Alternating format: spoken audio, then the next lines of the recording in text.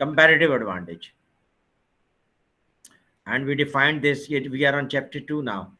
Absolute advantage क्या होता है और कंपैरेटिव एडवांटेज क्या होता है. स्टिल किसी का कुछ सवाल है तो प्लीज आस्क. अगर नहीं समझ में आया तब भी प्लीज आस्क. तो एब्सोल्यूट एडवांटेज क्या होता है और कंपैरेटिव एडवांटेज क्या होता है. सर डिफाइन करते हैं एक मरतबा. जी, यहाँ पे जिस कॉन्टेक्स्ट में डिफाइन किया गया मैं यहाँ पे उस कॉन्टेक्स्ट से डिफाइन कर देता हूँ. अदरवाइज ये एडम स्मिथ की किताब में एब्सोल्यूट एडवांटेज और comparative advantage wealth of nation में थोड़े डिफरेंट तरीके से डिफाइन की गई है. कि उसने ये कहा है कि जनाब आपको अगर एक काम बहुत अच्छा कर सकते हैं तो हम ये कहेंगे आपको उसके अंदर एब्सोल्यूट एडवांटेज है.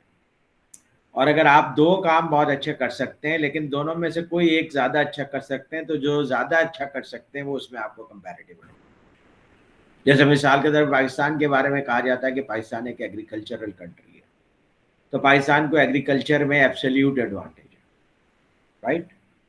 तो इसलिए पाकिस्तान को सारा फोकस एग्रीकल्चर पे करना चाहिए. एक स्टेटमेंट है जिसके ऊपर आप डिबेट कर सकते हैं. तो Pakistan has absolute advantage in agriculture और 70% of people still rely on agriculture in Pakistan. Agriculture is 25% of the GDP of Pakistan. Equal in size with industrial growth. Industry में भी 25% है. तो लेकिन अगर एग्रीकल्चर के साथ साथ हमें फॉर एग्जांपल सीमेंट प्रोडक्शन में एडवांटेज हो जाए और हमें दोनों चीज़ों में एडवांटेज हो, एग्रीकल्चर में भी एडवांटेज हो और सीमेंट प्रोडक्शन में भी एडवांटेज हो, तो एडम स्मिथ ये कहता है कि चूंकि दुनिया के रिसोर्सेज स्केयर्स होते हैं इसलिए स्केयर्स रिसोर्सेज को वहाँ पे इस्तेमाल करना चाहिए जहाँ पे आप इसका ज़्यादा एडवांटेज ले सकते हैं. तो अगर फ़र्ज़ कीजिए कि आप सीमेंट प्रोडक्शन में इतने बेहतर नहीं हैं जितने कि आप इसके ऊपर हैं एग्रीकल्चर पे, तो बजाय सीमेंट प्रोडक्शन करने के आपको एग्रीकल्चर पे फोकस करना चाहिए. ये है बेसिकली एब्सोल्यूट एडवांटेज और कंपैरेटिव एडवांटेज का फ़र्क, जो कि मैंने आपको लॉयर और इंजीनियर के एग्जाम्पल से भी लास्ट क्लास में समझाया था. ओके, यानी आप अगर किसी चीज़ को सबसे अच्छा कर सकते हैं तो आपका एब्सोल्यूट एडवांटेज है. और अगर आप 2 या 3 काम अच्छे कर सकते हैं तो उसमें हम ये देखेंगे कि कौन सा काम आप ज़्यादा अच्छा कर सकते हैं. जो काम आप ज़्यादा अच्छा कर सकते हैं हम कहेंगे इसमें आपको कंपैरेटिव एडवांटेज है, राइट. तो उन्होंने यहाँ पे जो जी नबील, यस राइट समझ आ रहा है. ओके. तो यहाँ पे जिस कॉन्टेक्स्ट में उन्होंने बताया है कि एब्सोल्यूट एडवांटेज ये है कि आपके अपने लोकली अवेलेबल नहीं है आइटम, लेकिन आपको किसी ऐसी जगह का एक्सेस है जहाँ पे आप लोअर कॉस्ट पे उस चीज़ को प्रोड्यूस कर सकते हैं, तो वो कहलाएगा एब्सोल्यूट एडवांटेज. ये इन्होंने सप्लाई चेन की टर्म में डिफाइन किया. और कंपैरेटिव एडवांटेज ये है कि आप टी शर्ट बांग्लादेश में भी बनवा सकते हैं, टी शर्ट आप पाकिस्तान में भी बना सकते हैं, लेकिन बांग्लादेश में टी शर्ट की कॉस्ट कम पड़ रही है तो हम कहेंगे कि बांग्लादेश को कंपैरेटिव एडवांटेज है over Pakistan in producing T shirt. इसलिए वॉलमार्ट क्या करेगा, टी शर्ट बांग्लादेश से बनाएगा. सर तो इस पे क्वालिटी इंपैक्ट नहीं आएगा? जी, क्वालिटी इंपैक्ट हम ये अज्यूम कर रहे हैं कि दोनों की क्वालिटी सेम है. ठीक है, ओके. और फिर इसी तरीके से जीन्स की प्रोडक्शन में फर्ज कीजिए कि जीन्स प्रोड्यूस हो रहा है, डेनिम प्रोड्यूस हो रहा है ये बांग्लादेश में भी और पाकिस्तान में भी, लेकिन पाकिस्तान में ज़्यादा बेहतर कॉस्ट पे ज़्यादा बेहतर डेनिम प्रोड्यूस हो रहा है, तो हम कहेंगे पाकिस्तान को डेनिम में कंपैरेटिव एडवांटेज है. तो दुनिया क्या करेगी कि पाकिस्तान से डेनिम खरीदेगी, बांग्लादेश से नहीं खरीदेगी. बांग्लादेश से उस वक्त खरीदेगी जब पाकिस्तान के सारे डेनिम सेल हो जाएगी. तो ये है एब्सोल्यूट एडवांटेज और कंपैरेटिव एडवांटेज. तो जब आप किसी न्यूक्लियस फर्म की पर्सपेक्टिव से देखते हैं, आप न्यूक्लियस फर्म का मतलब होता है वो फर्म जो वो पूरे सप्लाई चेन को कंट्रोल कर रही है, जिसको चैनल मास्टर भी कहते हैं. जैसे वॉलमार्ट चैनल मास्टर है. तो वॉलमार्ट को जब सोर्सिंग करनी होती है तो ये देखते हैं कि भाई कौन सा आइटम किस मुल्क में, सिर्फ वाहिद एक मुल्क है जहाँ पे अवेलेबल है, ये भी तो हो सकता है. कोई आइटम ऐसा भी हो सकता है जो सिर्फ उसी मुल्क में अवेलेबल है और किसी मुल्क में वो आइटम अवेलेबल ही नहीं है. तो हम ये कहेंगे फॉर एग्जांपल चाइना से कोई ऐसा आइटम इंपोर्ट करते हैं वॉलमार्ट वाले जो दुनिया में कहीं और प्रोड्यूस नहीं होता, तो हम कहेंगे चाइना को उस आइटम में एब्सोल्यूट एडवांटेज है। और वॉलमार्ट जब इंपोर्ट करता है डेनिम और डेनिम में देखता है कि पाकिस्तान की प्राइसेस ज़्यादा बेहतर हैं, तो वो पाकिस्तान से इंपोर्ट करता है, तो हम कहेंगे कि पाकिस्तान को कंपैरेटिव एडवांटेज है डेनिम। तो ये जो पर्सपेक्टिव है, इस पर्सपेक्टिव के ऊपर जो इस उनके प्रोक्योरमेंट स्पेशलिस्ट हैं वो काम करते हैं और वो देखते हैं कि दुनिया में सबसे ज़्यादा आइडियल सोर्स कौन सा है जहाँ से वो उस आइटम को इंपोर्ट कर सकें। और उस आइटम को इंपोर्ट करने के लिए ये भी देखते हैं कि एब्सोल्यूट एडवांटेज किधर है और कंपैरेटिव एडवांटेज किधर है। एब्सोल्यूट एडवांटेज में आपके पास ऑप्शन नहीं है, आप एक ही जगह है जहाँ से वो चीज़ परचेज कर सकते हैं।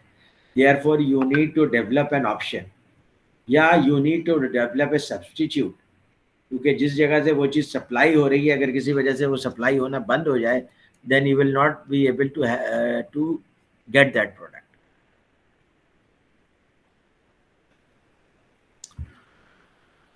तो एब्सोल्यूट एडवांटेज वाले प्रोडक्ट के अंदर परचेजर इस पर्सपेक्टिव से देखते हैं और कंपैरेटिव एडवांटेज के अंदर परचेजर के पास, प्रोक्योरमेंट स्पेशलिस्ट के पास ऑप्शंस हैं, तो फिर वो ये देखते हैं कि कहाँ से सोर्स करने के लिहाज से उनको टोटल कॉस्ट कम पड़ेगी, यानी वहाँ क्वालिटी भी ठीक हो, प्राइस भी ठीक हो और वहाँ से जो शिपमेंट कॉस्ट है वो भी कम हो, टाइमली डिलीवरी हो रही है, तो कंपैरेटिव एडवांटेज। जब ये देखते हैं कि वो पाकिस्तान से सोर्स नहीं कर सकते किसी वजह से, क्योंकि पाकिस्तान फुल कैपेसिटी पे फॉर एग्जांपल जा रहा है, उनकी सारी प्रोडक्शन जो है फुल है, कमिटेड है, तो फिर वो क्या करेंगे, जो मज़ीद उन्होंने डेनिम खरीदना है वो बांग्लादेश से खरीदेंगे। बांग्लादेश को दूसरे नंबर पे कंपैरेटिव एडवांटेज है इस प्रोडक्ट के।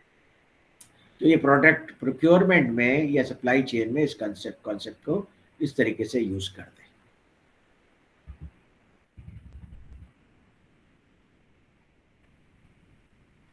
अब यहाँ पे जो डिस्कशन हो रहा है कि contributing factors for global flows and trade, यानी ग्लोबली क्यों प्रोडक्ट्स इतने ज़्यादा ट्रेड हो रहे हैं, क्यों प्रोडक्ट्स इतने ज़्यादा दुनिया में बहुत ज़्यादा बिक रहे हैं एक कंट्री के दूसरे कंट्री में। आप देखें कि आप अपने खुद लिबास पे भी गौर कर लें, अपने घर की चीज़ों पे भी गौर कर लें, तो कोई आइटम मेड इन पाकिस्तान है, कोई आइटम मेड इन चाइना है, कोई आइटम मेड इन यूएसए है, कोई आइटम मेड इन जापान है, कोई आइटम मेड इन थाईलैंड है। तो ये आप पूरी दुनिया के प्रोडक्ट्स यूज़ कर रहे हैं। आज से 50 साल पहले ऐसा नहीं था, आज से 100 साल पहले इससे कम होता था, आज से 200 साल पहले बहुत कम ऐसा होता था, क्योंकि आज से 400-500 साल पहले तो इंडस्ट्रियल रेवोल्यूशन ही नहीं आया था, तो इसलिए बहुत कम चीज़ें ट्रेड होती थी। अब ज़्यादा ट्रेड क्यों हो रही हैं, तो उसकी वजह ये है, पहली जो वजह है वो है पॉपुलेशन साइज एंड डिस्ट्रीब्यूशन, कि पॉपुलेशन का साइज और फिर डिस्ट्रीब्यूशन। देखिए वो यहाँ पे इन्होंने बताया है कि चूँकि अलग अलग क्या है तो स्लाइड पे आ जाते हैं।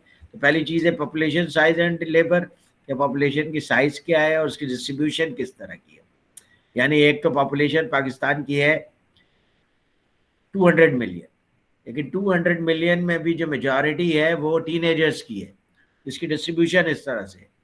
यूरोप में इसकी डिस्ट्रीब्यूशन डिफरेंट है और दूसरे कंट्रीज में इसकी डिस्ट्रीब्यूशन डिफरेंट है। फिर दूसरा जो फैक्टर आ रहा है that is urbanization. What is urbanization जी, एनी आइडिया, कोई साहब बताएंगे अर्बनाइजेशन क्या? Urbanization is an easy concept. जब से सर इंडस्ट्रियल रेवोल्यूशन, जी yes please go ahead. Sir urbanization से मुराद तो वही मेट्रोपॉलिटन सिटीज जो होते हैं उसके हिसाब से उसकी सप्लाई चेन मैनेज करना। Right, urbanization yes, metropolitan cities हैं। जब से सिटीज ग्रो होना शुरू हुई हैं बिकॉज ऑफ इंडस्ट्रियल ग्रोथ और इंडस्ट्रीज, तो लोगों ने विलेजेस से माइग्रेट करके सिटीज में रहने को प्रेफरेंस देना शुरू कर दिया है।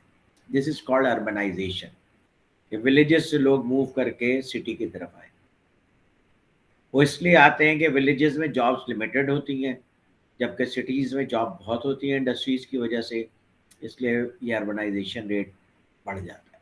کراچی کا اربنائزیشن ریٹ 15% ہے، ہر سال 15% اور پاپولیشن میں لوگ ایڈ ہو جاتے ہیں بیکاز آف اربنائزیشن، جو ڈفرینٹ گاؤں دیہات سے لوگ آ کر کے کراچی میں آباد ہو جاتے ہیں، اور پھر اس کے علاوہ کراچی کا اپنا پاپولیشن گروتھ ریٹ بھی ہے، اس وجہ سے کراچی کی پاپولیشن بہت زیادہ بڑھ رہی ہے۔ Major factor is urbanization and second factor is population growth rate. ماضی میں اربنائزیشن اتنی زیادہ نہیں ہوتی تھی کیونکہ جو آپ کا اکنامک ہب ہوتے تھے وہ ولیجز ہوتے تھے، اور 90% لوگ اپنا جو گزر بسر کرتے تھے وہ ایگریکلچرل پروڈکٹس میں اور اس کے اندر انوالو ہو کے کرتے تھے۔ شہروں میں بہت کم جابس ہوتی تھی۔ شہروں میں جابس کیا ہوتی تھیں؟ یا تو آپ آرمی میں چلے جائیں، یا بیوروکریسی میں چلے جائیں، یا پولیس میں چلے جائیں، یا پھر آپ کسی شاپ پہ کام کر لیں، تو شاپس بہت چھوٹی چھوٹی ہوتی تھیں، بہت کم پروڈکٹس ہوتے تھے، تو ان کے اندر کام کرنے کے لیے ایک آدھ آدمی سے زیادہ کا پوٹینشیل نہیں ہوتا تھا، تو اس لیے کوئی اربنائزیشن کا ریزن نہیں تھا اس زمانے میں۔ اسی وجہ سے جو شہر ہوتے تھے ان کی آبادی ہوتی تھی 2 لاکھ 3 لاکھ 1,50,000۔ اب شہروں کی آبادی ہوتی ہے 3 کروڑ 2 کروڑ، کیونکہ اربنائزیشن ہو رہی ہے۔ اربنائزیشن کی وجہ سے یہاں پہ لوگوں کے اوپر شہروں میں آبادی بڑھ رہی ہے۔ جب شہروں میں آبادی بڑھ رہی ہے تو بزنس کے پرسپیکٹو سے فائدہ یہ ہو رہا ہے کہ اب آپ کو بہت سارے کنزیومرز ایک ہی جگہ پہ مل جاتے ہیں۔ یعنی اگر آپ نے کراچی میں کوئی آپ نے پروڈکشن بنائی ہے، کوئی چیز پروڈیوس کرتے ہیں، تو اس کو ڈسٹریبیوشن کے لیے اب آپ کے پاس 3 کروڑ لوگ ہیں جن میں آپ ڈسٹریبیوٹ کر سکتے ہیں۔ That is huge potential. پہلے آپ کو بہت فار فلنگ ایریا پہ جا کے ڈسٹریبیوٹ کرنا پڑتا۔ اچھا، تیسری چیز جو ہے وہ لینڈ اینڈ ریسورسز،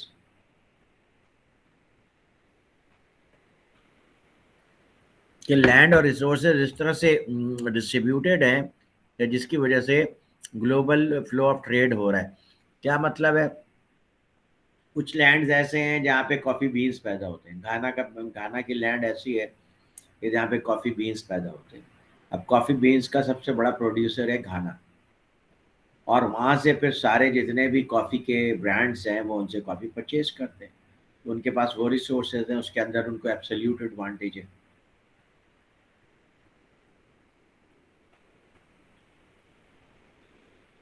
پھر انفارمیشن ٹیکنالوجی آ گئی ہے۔ انفارمیشن ٹیکنالوجی کی وجہ سے آپ اب بہت فاسٹ وے میں لوگوں کے ساتھ کمیونیکیٹ کر سکتے ہیں، ٹریڈ کر سکتے ہیں۔ اب تو گلوبل ہبس بن گئے ہیں لائک علی بابا اینڈ امیزون، جہاں پہ آپ ٹریڈنگ کر سکتے ہیں۔ اکنامیز گلوبلائزڈ ہو گئی۔ گلوبلائزڈ کا کیا مطلب ہے کہ جب جو کمپنیز ہیں وہ گلوبل پروڈکٹس بنا رہی ہیں۔ کوکو کولا پوری دنیا کے لیے کوکو کولا بنا رہا ہے، مائکروسافٹ پوری دنیا کے لیے مائکروسافٹ بنا رہا ہے، انٹل پوری دنیا کے لیے مائکرو چپ بنا رہا ہے، اور آئی بی ایم لیپ ٹاپ بنا رہا ہے تو پوری دنیا کے لیے بنا رہا ہے۔ تو اس گلوبلائزڈ اکنامی ہو گئی ہے، چیزیں اسٹینڈرڈائز ہو رہی ہیں، اور ایک جو پروڈیوسر ہوتا ہے اتنا بڑا پروڈیوسر ہوتا ہے کہ وہ پوری دنیا کے لیے وہ چیز پروڈیوس کر رہا ہے۔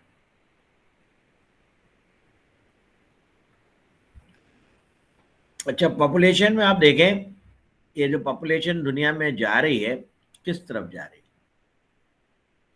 آپ کے 2000 میں چائنا کی پاپولیشن 1.3 بلین ہے اور 1.26 ہے، اور 2050 میں بھی ایکسپیکٹڈ پاپولیشن ہے 1.3۔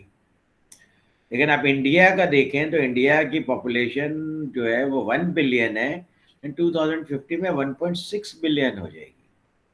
یونائٹڈ اسٹیٹس کی پاپولیشن اس وقت 300 ملین ہے، 282 ملین دکھا رہے ہیں یہاں پہ، مگر 2050 میں it will go to 450 million, یعنی 45 کروڑ لوگ وہاں پہ رہ رہے ہوں گے۔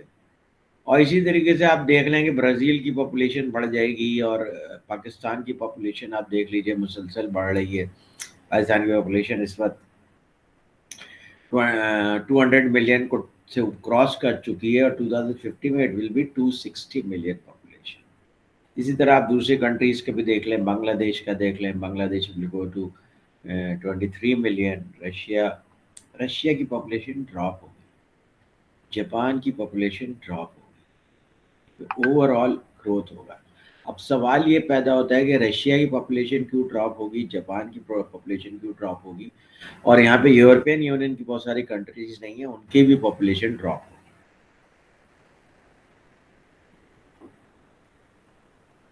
ریزن از کہ جو مالتھیوز نے جو کانسیپٹ دیا تھا, جس کو مالتھیوز پاپولیشن ٹریپ کہتے ہیں, اس نے یہ کہا تھا کہ دنیا کی جو آبادی ہے وہ جیومیٹرک پروگریشن سے گرو کرتی ہے, یعنی ملٹیپلائی ہوتی ہے.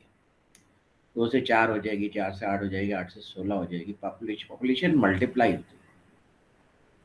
جبکہ ایگریکلچرل گروتھ لینئر ہوتی ہے, یہ ایڈ ہوتی ہے. اس سال اتنی گروتھ ہوئی ایگریکلچر میں, اس سے سال اتنے تھوڑا ایڈ ہو جائے گا, تھوڑا اور ایڈ ہو جائے گا.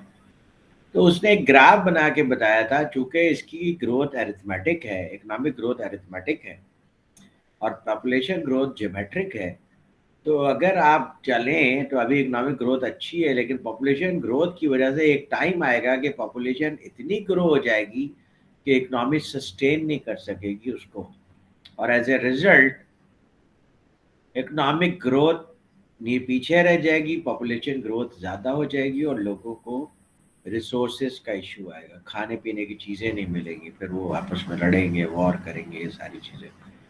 تو اس سے پوری دنیا ڈر گئی, پوری دنیا ڈر گئی. ایک اس وجہ سے, پھر دوسری اس وجہ سے بھی ڈر گئی کہ خواتین جو ہے وہ جابس میں آ گئی. جب خواتین جابس میں آ گئی تو کیریئر بنانے کے لیے آپ کو پتہ ہے کہ پھر آپ کو کیریئر پہ فوکس کرنا پڑتا ہے. جب آپ کیریئر پہ فوکس کرتے ہیں تو بچوں پہ فوکس نہیں کر سکتے. تو اب دنیا کی بہت ساری کنٹریز ہیں جن کے اندر پاپولیشن گروتھ ریٹ 2.1 سے کم ہے, 2.1 پر وومن, یعنی ایک خاتون 2.1 سے کم بچے پیدا کر رہی ہیں آن ایوریج. کسی بھی پاپولیشن کو ریپلیس کرنے کے لیے, یعنی جتنی پاپولیشن ہے وہ اتنی ہی رہے, آپ کو پر وومن 2.1 بچے چاہیے, تب پاپولیشن ریپلیس ہوتی ہے. امریکہ کی اس وقت 1.9 ہے, جرمنی کی اس وقت 0.7 ہے, اسی طرح یورپ کے اور بہت ساری کنٹریز ہیں جیسے 0.9, 1.1 اس طرح چل رہا ہے. یورپ کی بعض کنٹریز ایسی ہیں جس میں رشیا بھی ہے, سویڈن بھی ہے, جرمنی بھی ہے, یہ اپنی پاپولیشن کو کبھی بھی ریپلیس نہیں کر سکے, اس لیے ان کے پاپولیشن کا گراف نیچے جائے گا. اور اس کے اندر ایک دوسرا ایشو یہ آئے گا کہ زیادہ تر لوگ بوڑھے ہوں گے, کیونکہ بوڑھوں کی اب ایوریج لائف ایکسپیکٹنسی بڑھتی چلی جا رہی ہے. دنیا میں average life expectancy 24 years, 86 years ہے, 82, 84 ہے, یو ایس اے میں, پاکستان میں 66, 68 ہے, 66 مردوں کے, 68 عورتوں کی. تو اس طرح سے جب لائف ایکسپیکٹنسی بھی بڑھ رہی ہے تو بوڑھوں کی تعداد بڑھے گی, ان کو سروسز چاہیے ہوں گے, پروڈکٹس چاہیے ہوں گے. اچھا, وہ جو مالتھیوس کی فلاسفی تھی وہ اس لیے بیکار ثابت ہوئی کہ دنیا کی پاپولیشن کبھی بھی 1 بلین سے زیادہ نہیں تھی انڈسٹریل گروتھ سے پہلے. انڈسٹریل گروتھ کے بعد ابھی دنیا کی پاپولیشن جو ہے وہ آپ دیکھ رہے ہیں کہ 2000 ابھی جو ہے 2050 میں 7.2 ہے, ابھی 2021 میں اٹ ہیز کراس 7.5 بلین, اور 2050 میں it will be around 10 billion. لیکن جو کہ ٹیکنالوجی اتنی اچھی آ گئی ہے, ہارویسٹنگ کے اتنے اچھے طریقے آ گئے ہیں, آپ کئی ایگریکلچر گرو کر سکتے ہیں, اور پھر اس کے علاوہ ورٹیکل فارمنگ کر سکتے ہیں. پھر آپ نے میٹ پروڈکشن وغیرہ میں نئی ٹیکنالوجیز لے کر کے آ گئے, ملک پروڈکشن میں نئی ٹیکنالوجیز لے کر کے آ گئے, تو دنیا کو کھانے پینے کی چیزوں کا کوئی ایشو نہیں ہے.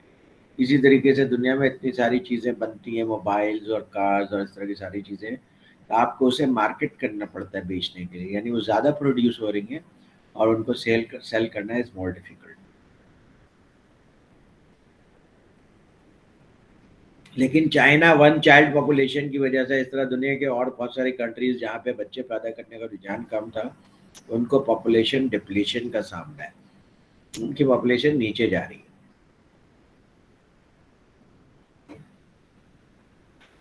اب ان کے پاس 2 آپشن ہیں, یا تو وہ مین پاور امپورٹ کریں یا پھر اپنی پروڈکٹس کو ایکسپورٹ کریں, کیونکہ ان کے یہاں اس پروڈکٹس کو یوز کرنے والے لوگ کم ہوتے چلے جا رہے ہیں.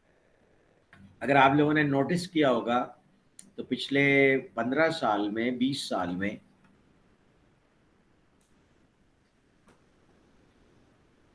پچھلے 15-20 سال میں انہوں نے اپنی کنڈیشنز کو ریلیکس کیا ہے, यंगस्टर्स के लिए। पूरा यूरोप ने किया है, अमेरिका ने किया है, कनाडा ने किया है, ऑस्ट्रेलिया ने किया है। जापान नहीं करना चाहता क्योंकि जापान का जो अपना कल्चरल आइडेंटिटी है, जो उनकी वैल्यू सिस्टम है, वो उसको प्रिजर्व करना चाहते हैं। जापान नहीं कर रहा, लेकिन जापान को बहुत सीरियस ट्रबल है, सीरियस प्रॉब्लम है कि उनके पास यंग वर्कर्स नहीं है, और ये इनका एक one of the most serious problems है कि उनके पास यंग वर्कर्स नहीं है।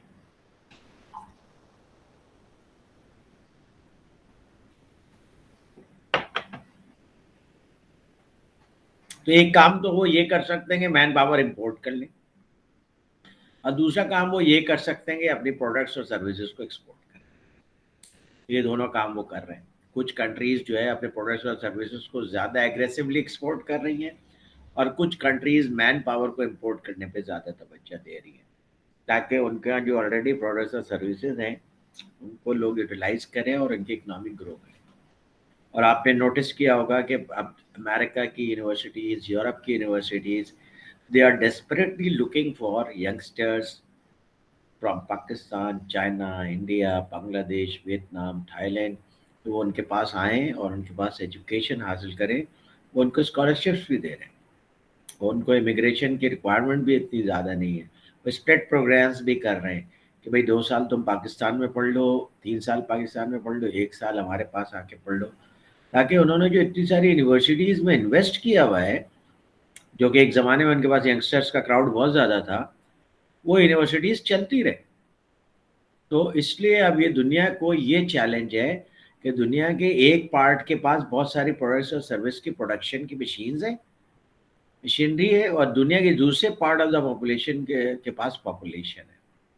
अब इसको मैच करने के लिए इंटरनेशनल ट्रेड जो है वो ग्रो कर रहा है। जी, कोई सवाल? No sir. समझ में आ रहा है? और यहाँ जी पे बिल्कुल। उन्होंने करके भी बता दिया है कि देखिए वर्ल्ड की पॉपुलेशन जो है वो रेड से दिखा रहे हैं, मोर डेवलप्ड रीजन्स की जो पॉपुलेशन है वो दूसरे कलर से दिखा रहे हैं, और लेस डेवलप्ड रीजन्स की पॉपुलेशन वो ब्राउन कलर से दिखा रहे हैं। तो यहाँ पे दिखा ये रहे कि जो लेस डेवलप्ड रीजन्स हैं और जो लीस्ट डेवलप्ड रीजन्स हैं, उनकी पॉपुलेशन सबसे ज़्यादा इंक्रीज हो रही है। दैट इज़ द रीज़न जो मल्टीनेशनल कंपनीज हैं, अब वो फोकस उनका एशिया था, अब इवन एशिया से हट करके उनका फोकस चला गया है अफ्रीका के ऊपर, और even they are focusing on countries like Brazil और अर्जेंटीना, इन सब पे फोकस कर रहे हैं, क्योंकि ब्राज़ील की पॉपुलेशन बहुत ज़्यादा ग्रो कर रही है, सेंट्रल अमेरिका की पॉपुलेशन ग्रो कर रही है, लैटिन अमेरिका की पॉपुलेशन ग्रो कर रही है। तो पॉपुलेशन का इसमें जो लेबर की अवेलेबिलिटी है, वो आपको लेबर की पूरी दुनिया को जो लेबर प्रोवाइड कर रहा है इस वक्त, चाइना, पाकिस्तान, इंडिया, बांग्लादेश, ये लोग लेबर प्रोवाइड कर रहे हैं, क्योंकि यहाँ पे आपके पास यंग पॉपुलेशन ज़्यादा है। और आप देखें कि जो लेबर जो है वो पूरी दुनिया में सबसे ज़्यादा यही 2 चीज़ें कर रहे हैं। अच्छा, अर्बनाइजेशंस क्या है? यस, मेगा सिटी का लफ्ज़ आ गया, अच्छी बात है। दुनिया में ये मेगा सिटी की एक टर्म को उन्होंने डिफाइन किया अर्बनाइजेशन की वजह से। मेगा सिटी उस सिटी को कहते हैं जिसकी पॉपुलेशन 10 मिलियन से ज़्यादा हो, और स्मार्ट सिटी उस सिटी को कहते हैं जिसको कि इलेक्ट्रॉनिकली मैनेज किया जा रहा हो। और मेगा सिटीज़ वो सिटीज़ होती हैं जो ऑटोनमस होती हैं, यानी वो अपना कंट्रोल खुद ही मैनेज करते हैं। न्यूयॉर्क खुद इतना बड़ा है, उसको अगर किसी प्रोविंस में मैनेज करेंगे तो न्यूयॉर्क को मैनेज करना आसान नहीं होगा। इसलिए न्यूयॉर्क को अमेरिका में ऑटोनमस स्टेटस दिया हुआ है कि न्यूयॉर्क एज मेगा सिटी अपने आप को खुद मैनेज करता है, उसका अपना मेयर है, उसके अपने लोग हैं, उसके अपने ऑर्गेनाइजेशन हैं और सिस्टम्स हैं जो पूरे न्यूयॉर्क को मैनेज करते हैं। तो दुनिया में जो बड़े सिटीज़ होते हैं, जितनी सिटी बढ़ती चली जाती है उतनी कॉम्प्लिकेशंस बढ़ती चली जाती है। ट्रैफिक का इश्यू हो जाता है, स्कूलिंग का इश्यू हो जाता है, वर्टिकली सिटी बढ़ना शुरू हो जाती है, कंजेशन होता है, एनवायरनमेंट का इश्यू होता है, जॉब का इश्यू होता है, इंफ्रास्ट्रक्चर पे लोड आता है, गैस, इलेक्ट्रिसिटी और वाटर, वहाँ पे रोड्स, ट्रेन आपको वहाँ पे ज़ाहिर है जब मेगा सिटी बन जाए, जैसे Karachi is a mega city, just imagine Karachi का एक एंड केमाड़ी है तो दूसरा एंड जा करके डिफेंस फेज 9 पे ख़त्म होता है। अब इनको आप अगर फर्ज कीजिए कोई साहब डिफेंस में रहते हैं और वो ये केमाड़ी में रहते हैं और वो फेज़ 9 में जा कर के जॉब करें, या कोई साहब न्यू कराची में रहते हैं वो जा कर के स्टील मिल में जॉब करें, तो उनको रोज़ाना 2 घंटे की ट्रैवलिंग आने के लिए, 2 घंटे की ट्रैवलिंग जाने के लिए पड़ती है, और वो भी ट्रैवलिंग कोई बहुत अच्छी ट्रैवलिंग नहीं है, बल्कि उनको चिंची और इस तरह की चीज़ें चेंज करके वो जाते हैं। तो इसलिए मेगा सिटीज़ को मैनेज करने के लिए आपको बुलेट ट्रेन्स और सर्कुलर सर्कुलर ट्रेन और मेट्रो सर्विसेज, इन सब की ज़रूरत होती है। अगर ये चीज़ें नहीं हो और सही तरीके से आप सिटी को मैनेज नहीं कर रहे हो तो पॉल्यूशन बढ़ जाता है, साइकोलॉजिकल प्रॉब्लम्स बढ़ जाती हैं लोगों के साथ, सोशल प्रॉब्लम्स बढ़ जाती हैं, तो और फिर कंजेशन की वजह से दूसरे इश्यूज आ जाते हैं। आप ये देखें कराची इतना मिसमैनेज शहर है कि इसके अंदर यहाँ पे सिर्फ आज मैंने वाक़यात पढ़े कि 3 आग लगने के वाक़यात हुए, उससे पहले 3-4 आग लगने के वाक़यात हुए हैं पिछले 1 हफ्ते में। तो और फिर उसको आप मैनेज नहीं कर पाते हैं। मैनेज इसलिए नहीं कर पाते हैं कि आपके पास रिसोर्सेज नहीं है, रिसोर्सेज सेंट्रलाइज नहीं है, कराची के लिए डेडिकेटेड नहीं है। और सिर्फ ये कराची की बात नहीं है, लाहौर की भी पॉपुलेशन इसी तरीके से बढ़ रही है, और पाकिस्तान में बहुत जल्दी मुल्तान भी मेगा सिटी में आ जाएगा। तो इन रावलपिंडी ऑलरेडी एक मेगा सिटी है, रावलपिंडी की पॉपुलेशन भी बहुत ज़्यादा है। तो इन सिटीज़ को दुनिया में जो मैनेज किया जा रहा है वो एज मेगा सिटी मैनेज किया जा रहा है, एज स्मार्ट सिटी मैनेज किया जा रहा है। तो ये this is the way forward. जैसे आप टोक्यो में देखिए कि टोक्यो में लोग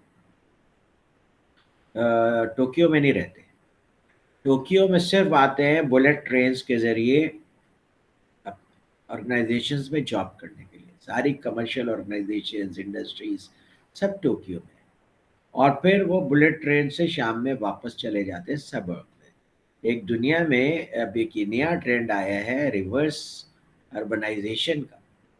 ये लोग अर्बन एरिया को सिर्फ यूज़ कर रहे हैं कमर्शियल एक्टिविटी के लिए, और वापस फिर चले जाते हैं वो सबर्ब्स हैं, ग्रीन एनवायरनमेंट हो, उनको बड़ा स्पेस मिल सके घर के लिए, और पोल्यूशन ना हो, वहाँ पे सुकून के साथ रह सके। तो ये जो सबर्ब्स ग्रो हो रहे हैं पूरी दुनिया में, अमेरिका में बहुत ज़्यादा सबर्ब्स ग्रो हुए हैं, कनाडा में बहुत ज़्यादा सबर्बन सिटीज़ हैं, टोरंटो के इर्द गिर्द कोई मेरा ख्याल है 27 सबर्बन सिटीज़ हैं। इसी तरीके से और दूसरी कंट्रीज़ में सबर्ब में रहने का रुझान बढ़ रहा है। तो सबर्ब में लोग इसी तरह से रह सकते हैं अगर आपका ट्रांसपोर्टेशन सिस्टम एफिशिएंट है।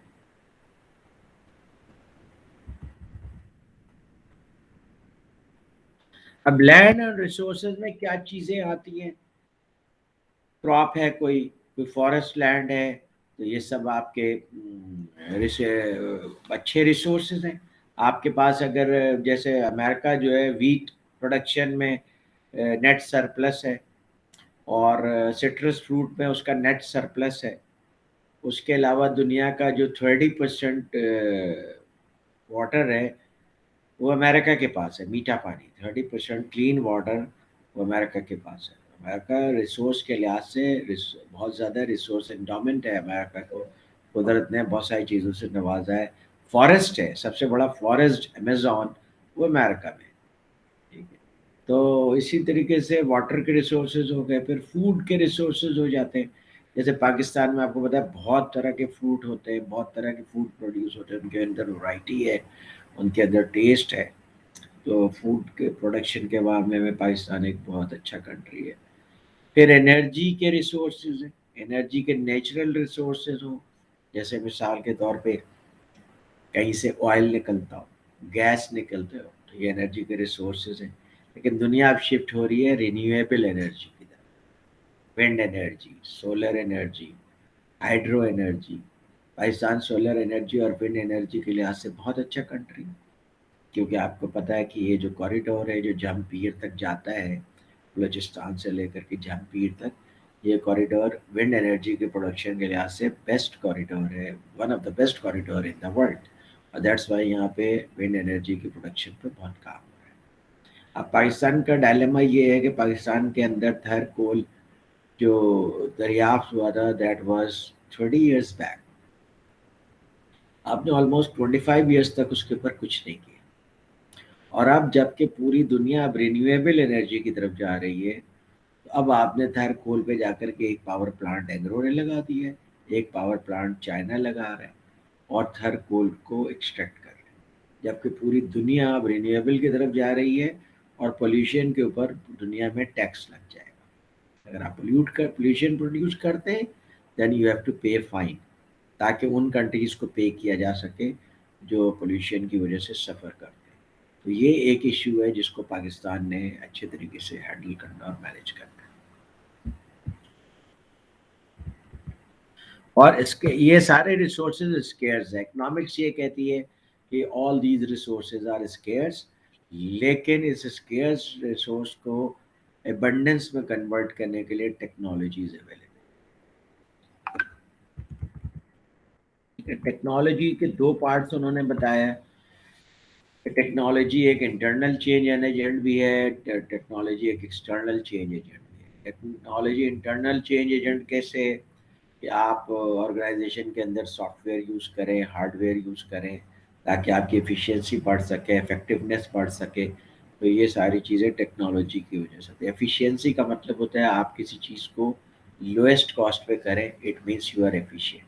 लोएस्ट रिसोर्सेज के साथ करें, it means you are efficient.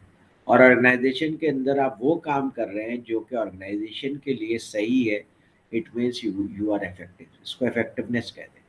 जब आप ऑर्गेनाइजेशन के गोल्स के मुताबिक काम कर रहे होते हैं, पूरी ऑर्गेनाइजेशन के गोल्स से अलाइंड होती है, तो हम कहते हैं organization is effective. External change agent क्या है कि सिर्फ ये कि जाहिर है कि आप अपनी ऑर्गेनाइजेशन को नहीं चेंज कर सकते, बल्कि पूरी सप्लाई चेन को चेंज कर सकते हैं। जैसे ओमनी चैनल का कॉन्सेप्ट आ रहा है, आउटसोर्सिंग का कॉन्सेप्ट है। ओमनी चैनल क्या है कि आप अपने प्रोडक्ट को रिटेल पे भी सेल कर रहे हैं और ऑनलाइन भी सेल कर रहे हैं, और उसको आप इंटीग्रेट कर लेते हैं, एक ही वेयर हाउस से सप्लाई करते हैं, तो उसको ओमनी चैनल कहते हैं। ओमनी चैनल पे पूरा चैप्टर है, डोंट वरी। आउटसोर्सिंग का मतलब होता है कि आप अपने कोई भी फंक्शंस जो नॉन कोर फंक्शंस हैं उनको आप दे दें सप्लायर्स को, वेंडर्स को, सर्विस प्रोवाइडर्स को, वो करें। आउटसोर्सिंग का कॉन्सेप्ट सबसे ज़्यादा अमेरिकन्स ने यूटिलाइज किया, बल्कि ओवर यूज़ किया। मैं आउटसोर्सिंग का मतलब ये है कि आप अपने कोर फंक्शन पे फोकस करें और नॉन कोर आप दे दें सप्लायर्स को, वेंडर्स को, सर्विस प्रोवाइडर्स को। और मिसाल के तौर पर अमेरिका की बड़ी से बड़ी कंपनी होगी, वो गाड़ियों का फ्लीट नहीं रखेगी। उनको जब भी गाड़ी चाहिएगी वो हर्ट्ज की गाड़ी को यूज़ करेंगे। और इसी तरीके से वो होटल्स के पूरे नेटवर्क को यूज़ करते हैं। कभी ये नहीं सोचते कि हम अपने गेस्ट हाउस और रेस्ट हाउस बना लें अमेरिका में, क्योंकि अपने हमारे एग्जीक्यूटिव्स की इतनी ज़्यादा ट्रैवलिंग है। Because they think and they rightly think that this is more efficient compare to आप नॉन कोर चीज़ों में इन्वेस्ट करें। उसमें एक तो नुकसान ये होता है कि आपके पैसे जो है नॉन कोर चीज़ों में इन्वेस्ट हो जाते हैं। कोर एक्टिविटी के लिए आपके पास इन्वेस्ट करने के लिए पैसे नहीं होते, रिसोर्सेज नहीं होते, और फिर आप नॉन कोर एक्टिविटीज़ में उलझ जाते हैं, तो कोर एक्टिविटी की तरफ फोकस नहीं कर सकते। इसलिए अमेरिकन हर चीज़ को आउटसोर्स करते हैं। उसकी ब्यूटीफुल एग्जाम्पल है एप्पल। एप्पल सिर्फ प्रोडक्ट को डिज़ाइन करता है और मार्केट करता है, कोई तीसरा काम नहीं करता। बाकी सारे फंक्शंस उसने आउटसोर्स कर दिए। एप्पल के तमाम कंपोनेंट्स आउटसोर्स होते हैं, दूसरी कंपनीज बनाती हैं, उनको असेंबल भी कोई और कंपनी करती है। ये उनसे लेकर के पूरी दुनिया में मार्केट, और उससे पहले वो उसे डिज़ाइन करते हैं according to the requirement of the customers. And that's why Apple is number 1 cash rich company in the world. $250 billion उनके पास है, कैश पड़ा हुआ है। जाहिर है उन्होंने उस पर इधर उधर इन्वेस्ट किया हुआ है, लेकिन ये कैश इसीलिए वजह से उनके पास है कि वो नॉन कोर एक्टिविटीज़ में पैसों को नहीं यूटिलाइज करते। जबकि आप अमेरिका पाकिस्तान की मेंटालिटी देखेंगे, सॉरी पाकिस्तान इंडिया वगैरह की मेंटालिटी देखेंगे, वो हर काम खुद करते हैं। ह्यूमन रिसोर्स का काम भी खुद करेंगे, गाड़ियों की फ्लीट भी खुद पालेंगे, अपने गेस्ट हाउसेस भी खुद मेंटेन करेंगे, और जो वेंडर का काम है वो भी कोशिश करते हैं किसी तरह वो खुद कर ले। उससे समझते हैं कि प्रॉफिटेबिलिटी बढ़ जाती है, उससे प्रॉफिटेबिलिटी नहीं बढ़ती है, उससे प्रॉफिटेबिलिटी कम हो जाती है। अब ये बेसिकली पॉइंट ऑफ व्यू है, और उस पॉइंट ऑफ व्यू को हज़म करना है। अगर आप इस पॉइंट ऑफ व्यू को समझ सकते हैं, हजम कर सकते हैं, तो फिर क्या करेंगे आप, फ्यूअर एक्टिविटीज़ जो कि आपका कॉम्पिटिटिव एडवांटेज है उस पर फोकस करेंगे, और रेस्ट ऑफ द एक्टिविटीज़ पे आप फोकस नहीं करेंगे बल्कि उसे आउटसोर्स करेंगे।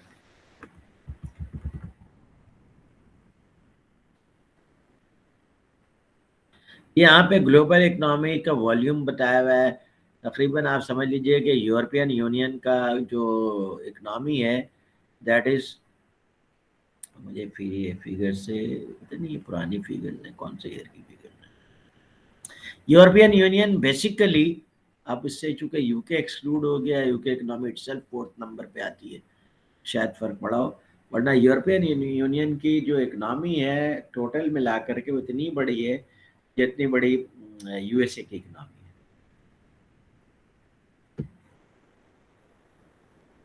ये सब की इकोनॉमिक साइज देख लीजिए, उससे विल गेट एन आइडिया कि वो कितने बड़े साइज है। पाकिस्तान की फ़कत $300 बिलियन की इकोनॉमी है, इस वजह से वो यहाँ पे कहीं पे नज़र भी नहीं आएगी। यहाँ पे 528 बिलियन इटली है, हांगकांग 524 बिलियन है, यूनाइटेड किंगडम $505 बिलियन है, रशियन फेडरेशन 497 बिलियन, और अमेरिका $1.6 ट्रिलियन की इकोनॉमी। ये भी पुरानी फिगर है, अमेरिका $2 ट्रिलियन क्रॉस कर चुका है, इस साल की फिगर है 2014 की। अमेरिका जो है वो $2 ट्रिलियन को क्रॉस कर चुका है।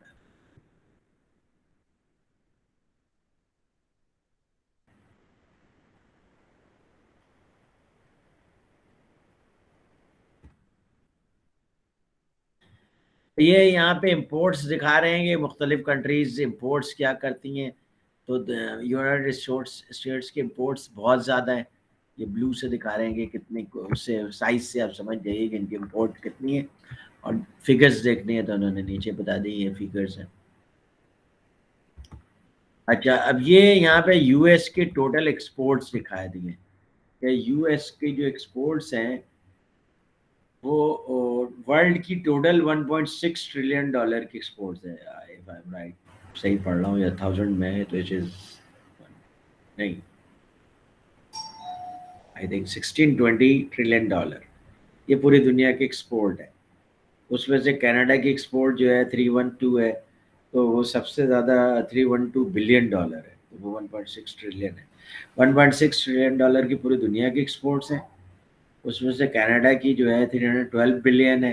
तो कनाडा की 312 इसलिए है कि कनाडा का सबसे बड़ा जो पार्टनर है एक्सपोर्ट्स में वो USA.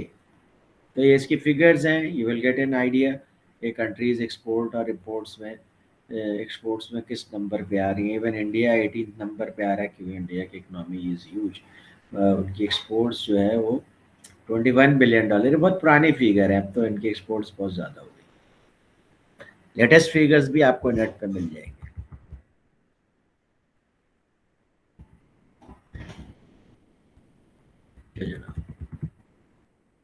Supply chain in global economy, global economy में अब बात कर रहे हैं कि आप किस तरह से सप्लाई चेन मैनेज करते हैं। यहाँ पे जो डिस्कशन है, ये एक इम्पॉर्टेंट डिस्कशन है, वो है ग्लोबलाइजेशन की और रीजनलाइजेशन की। ऊपर जो हमने बात की है वो ग्लोबल ट्रेड फिगर्स की बात की है, ग्लोबलाइजेशन की बात की है। ग्लोबलाइजेशन क्या है कि पूरी दुनिया में ट्रेड फ्री हो। आइडियली कोई भी कंट्री को प्रोडक्ट बनाता है तो किसी भी दूसरी कंट्री को वो सेल कर सकता है। और नॉर्मली जो फ्री ट्रेड एग्रीमेंट्स, ये जो वर्ल्ड ट्रेड ऑर्गेनाइजेशन है WTO के सिग्नेटरीज हैं, वो एक दूसरे को मोस्ट फेवर्ड नेशन का स्टेटस देते हैं। मोस्ट फेवर्ड नेशन का स्टेटस का मतलब ये होता है कि आप उनके ऊपर जितने भी टैरिफ्स लगाते हैं या ड्यूटीज़ लगाते हैं वो उतने ही लगाते हैं जितने की बाकी कंट्रीज़ लगाती हैं आपके ऊपर। तो आपकी ड्यूटीज़, और ग्रेजुअली आप उसे कम करते चले जा रहे हैं। आप देखेंगे पाकिस्तान में ज़्यादातर आइटम्स पे जो ड्यूटीज़ हैं वो 5% है, 10% और 15%। और दुनिया में सिर्फ कुछ कंट्रीज़ हैं जिनको कि MFN स्टेटस पाकिस्तान नहीं देता, उसमें से एक इंडिया है, इसराइल है, और कोई एक आध कंट्री हो। MFN स्टेटस कोई स्पेशल स्टेटस नहीं है। MFN स्टेटस का मतलब ये हुआ कि वर्ल्ड WTO के आप सेक्रेटरी हैं, तो WTO के जितने मेंबर्स हैं उनको आप रिड्यूस टैरिफ के ऊपर अपने प्रोडक्ट्स को अपने कंट्री में एक्सपोर्ट करने की इजाज़त देते हैं। क्योंकि हम ये कहते हैं कि भाई पूरी दुनिया एक विलेज है, तो आप जो है चीज़ों को महंगी करके अपने मुल्क में क्यों खरीद रहे हैं? उससे आप लोकल जो इनकॉम्पिटेंट प्रोड्यूसर हैं उनको आप प्रोटेक्ट कर रहे हैं। यानी मिसाल के तौर पे मैं एक प्रोडक्ट अमेरिका से 1 लाख रुपए में खरीद सकता हूँ यहाँ पे शिपमेंट के बाद। अब गवर्नमेंट उसके ऊपर 50,000 टैक्स लगा दे तो अब मेरे लिए उसकी प्राइस हो जाएगी 150,000, और वही चीज़ मैं अब पाकिस्तानी मार्केट में 140,000 से खरीद सकता हूँ। तब मैं कहूँगा भाई अमेरिकन प्रोडक्ट नहीं खरीदो, 140,000 में लोकल प्रोडक्ट खरीदो, क्योंकि वो टैरिफ लगाने की वजह से मुझे लोकल प्रोडक्ट सस्ता हो जाए, वो टैक्स लगाने की। अगर गवर्नमेंट वो टैक्स ना लगाए तो फिर मेरे लिए अमेरिकन प्रोडक्ट ज़्यादा अट्रैक्टिव हो जाए। हम बेसिकली कंज्यूमर हैं, हमें तो पूरी दुनिया से जहाँ से भी बेस्ट प्राइस पे चीज़ मिलेगी, हमारे पास डियर मनी है, हम हार्ड अर्न मनी है, हम तो वहाँ से लेंगे। गवर्नमेंट इंटरवीन करके एक ऐसे प्रोड्यूसर को आपके लिए अट्रैक्टिव बना देती है जो एक्चुअली अट्रैक्टिव नहीं है। इसलिए जो WTO की जो एफर्ट्स हैं वो इस तरफ हैं कि दुनिया में कोई ट्रेड रेस्ट्रिक्शंस नहीं होनी चाहिए, और कोई भी कंट्री कोई भी चीज़ प्रोड्यूस करती है, कोई भी ऑर्गेनाइजेशन कोई भी चीज़ प्रोड्यूस करती है, उसका ओपन ग्लोबल कंपटीशन होना चाहिए ताकि कंज्यूमर्स बेटर ऑफ हो सके। ये एक पॉइंट ऑफ व्यू है, एक पर्सपेक्टिव है, ये ग्लोबलाइजेशन कहलाता है। इसके मुकाबले में जो दूसरा पर्सपेक्टिव है वो रीजनलाइजेशन कहलाता है। रीजनलाइजेशन में क्या करते हैं कि रीजन्स ने आपस में एग्रीमेंट्स कर लिए कि हम एक दूसरे के साथ तो फ्री ट्रेड करेंगे, टैरिफ नहीं लगाएंगे, कोटा नहीं लगाएंगे, कोई टैक्स नहीं लगाएंगे, लेकिन बाकी जो कंट्रीज आउटसाइड दिस रीजन है उनके ऊपर हम टैक्सेस लगाएंगे।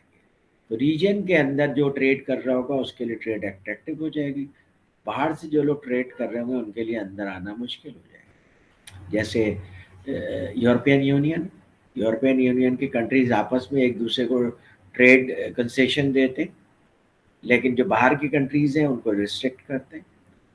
मिडिल ईस्ट के फ्री ट्रेड इनिशिएटिव भी है जिसके अंदर सऊदी अरब, दुबई, बहरीन, अबू धाबी है, कतर कंट्रीज शामिल है। ये एक दूसरे के अंदर free flow of trade goods and services करते हैं, बाहर से जो प्रोडक्ट्स आते हैं उनको रिस्ट्रिक्ट करते हैं। इसी तरीके से आसियान है, एशियन जो कई कंट्रीज़ हैं उन्होंने मिलकर बनाया है, मलेशिया, थाईलैंड, सिंगापुर वगैरह। उस तरह फिर नाफ्टा है north American free trade agreement. NAFTA जो है बेसिकली अमेरिका, कनाडा और मैक्सिको है, तो इनके दरमियान फ्री ट्रेड होती है। तो ये रीजनलाइजेशन की फोर्सेस भी साथ साथ चल रही हैं ग्लोबलाइजेशन के। और जाहिर है कि रीजनलाइजेशन की फोर्स जो है वो ग्लोबलाइजेशन से अपोजिट है।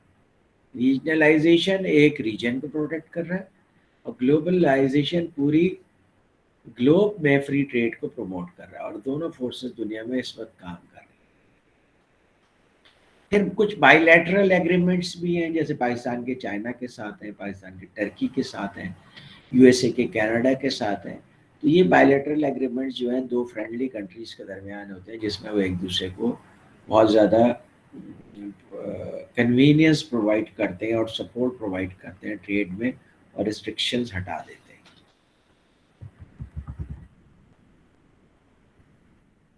नाफ्टा मैंने बता दिया, NAFTA is basically Canada, America and Mexico.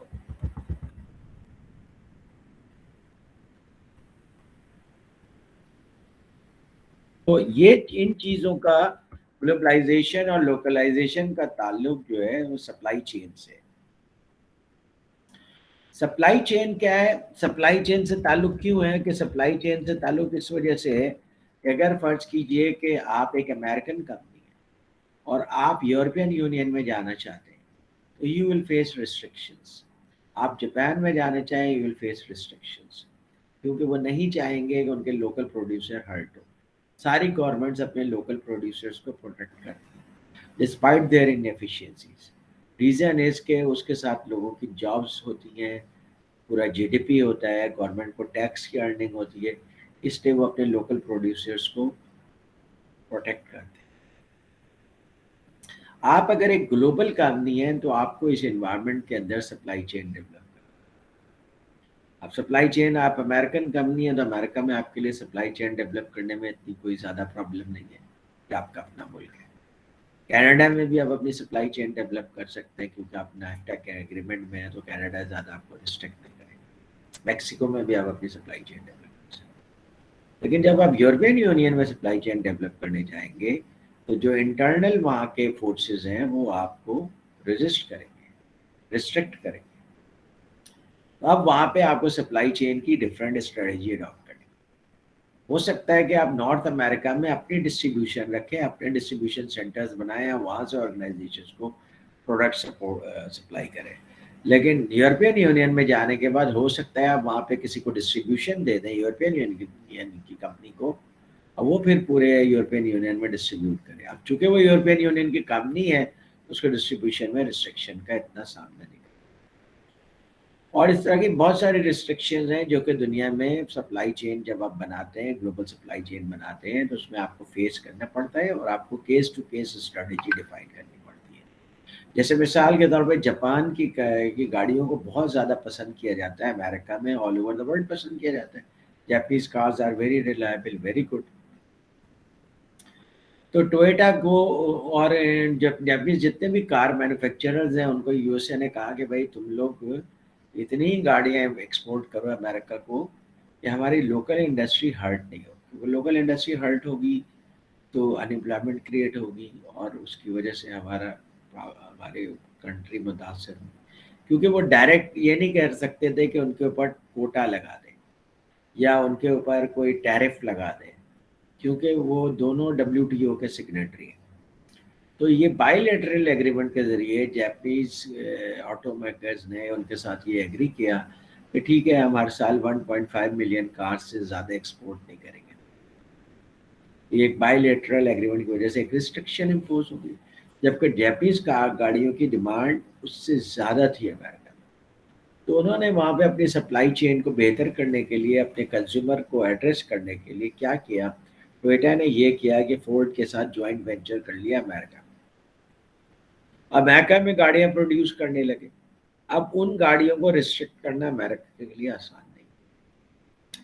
तो आपको वहाँ पे सप्लाई चेन के लिए एक डिफरेंट पर्सपेक्टिव देता था।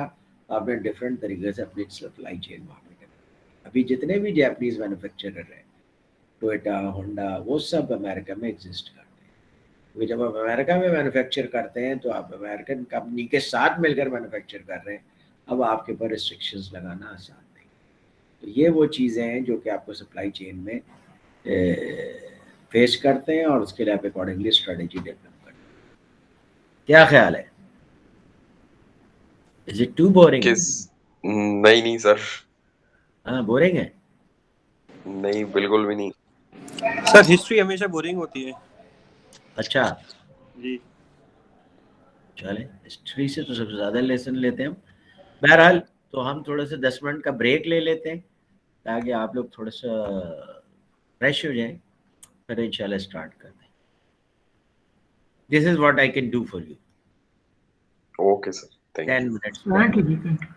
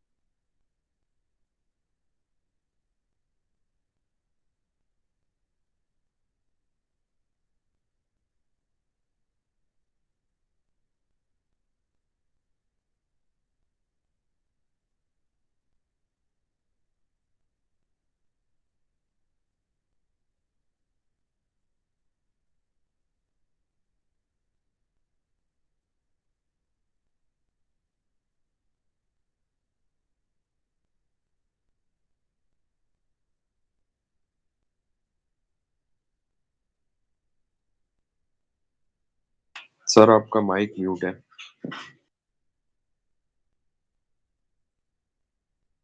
आप में से कोई ऑनलाइन एग्जाम वाले भी हैं?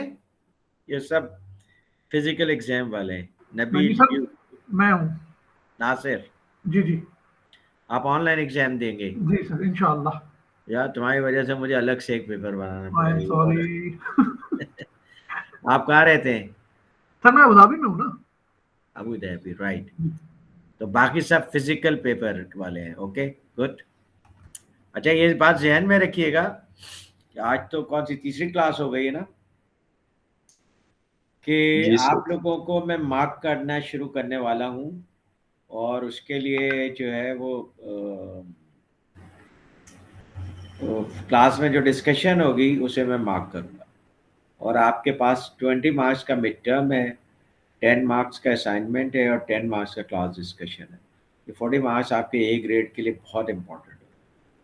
तो फाइनल में फिर भी आप पढ़ लेते हैं, लेकिन मैं ए ग्रेड के लिए आपको 40 में मार्क्स लेने होंगे। जी सर अगर आप असाइनमेंट हमें दें तो मच बेटर होगा, क्योंकि उससे लर्निंग बहुत अच्छी हो जाती है। क्योंकि लास्ट टाइम मैम सवा नूर ने हमें असाइनमेंट्स दिए थे, उससे काफ़ी हमें लर्निंग हुई थी और बहुत सारी चीज़ें इम्प्लीमेंट भी की थी वर्क प्लेस पे, तो फ़ायदा भी गुड हुआ था। गुड, असाइनमेंट दे रहा हूँ, बट ठीक है, that will not eliminate class discussion. ठीक ठीक सर, ठीक है, बिल्कुल असाइनमेंट दे रहा हूँ, आप फिक्र नहीं करें। ओके। और आपने मेरे YouTube चैनल पे जाना है। YouTube चैनल पे आपको सप्लाई चेन का प्लेलिस्ट मिलेगा, and you have to watch those videos. Sir already मैंने आपका लिंक्डइन चेक किया था, बहुत सारी चीज़ें देखी हैं। ओके, लिंक्डइन पे कुछ है, YouTube पे हम्म, सारी वीडियोस हैं। थैंक ठीक यू फॉर ठीक है। दैट। और और चैनल का वहाँ नाम पे बताइए. सप्लाई चेन का पूरा एक प्लेलिस्ट है। Please go through that playlist. Every week playlist के जो 10 वीडियोस हैं उनके ऊपर मैं क्विज लूंगा, and that will be verbal quiz, और that will be marked instantaneously. तो इसलिए आप वो शुरू कर दें। इस वीकेंड पे कुछ नहीं हो रहा, बट नेक्स्ट वीकेंड पे you will be getting 10 videos.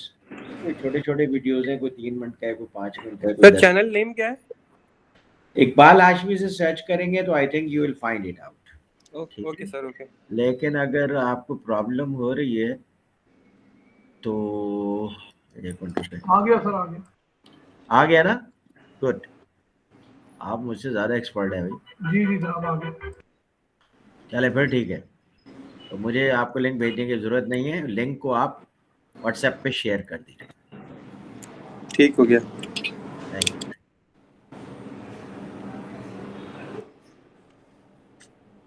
अगर आप वीडियोस भी साथ में देखेंगे ना, ये वीडियोस बिल्कुल इन्हीं टॉपिक्स के ऊपर है।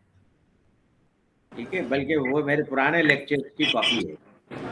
तो आपकी लर्निंग बहुत अच्छी हो जाएगी, इनहांस हो जाएगी।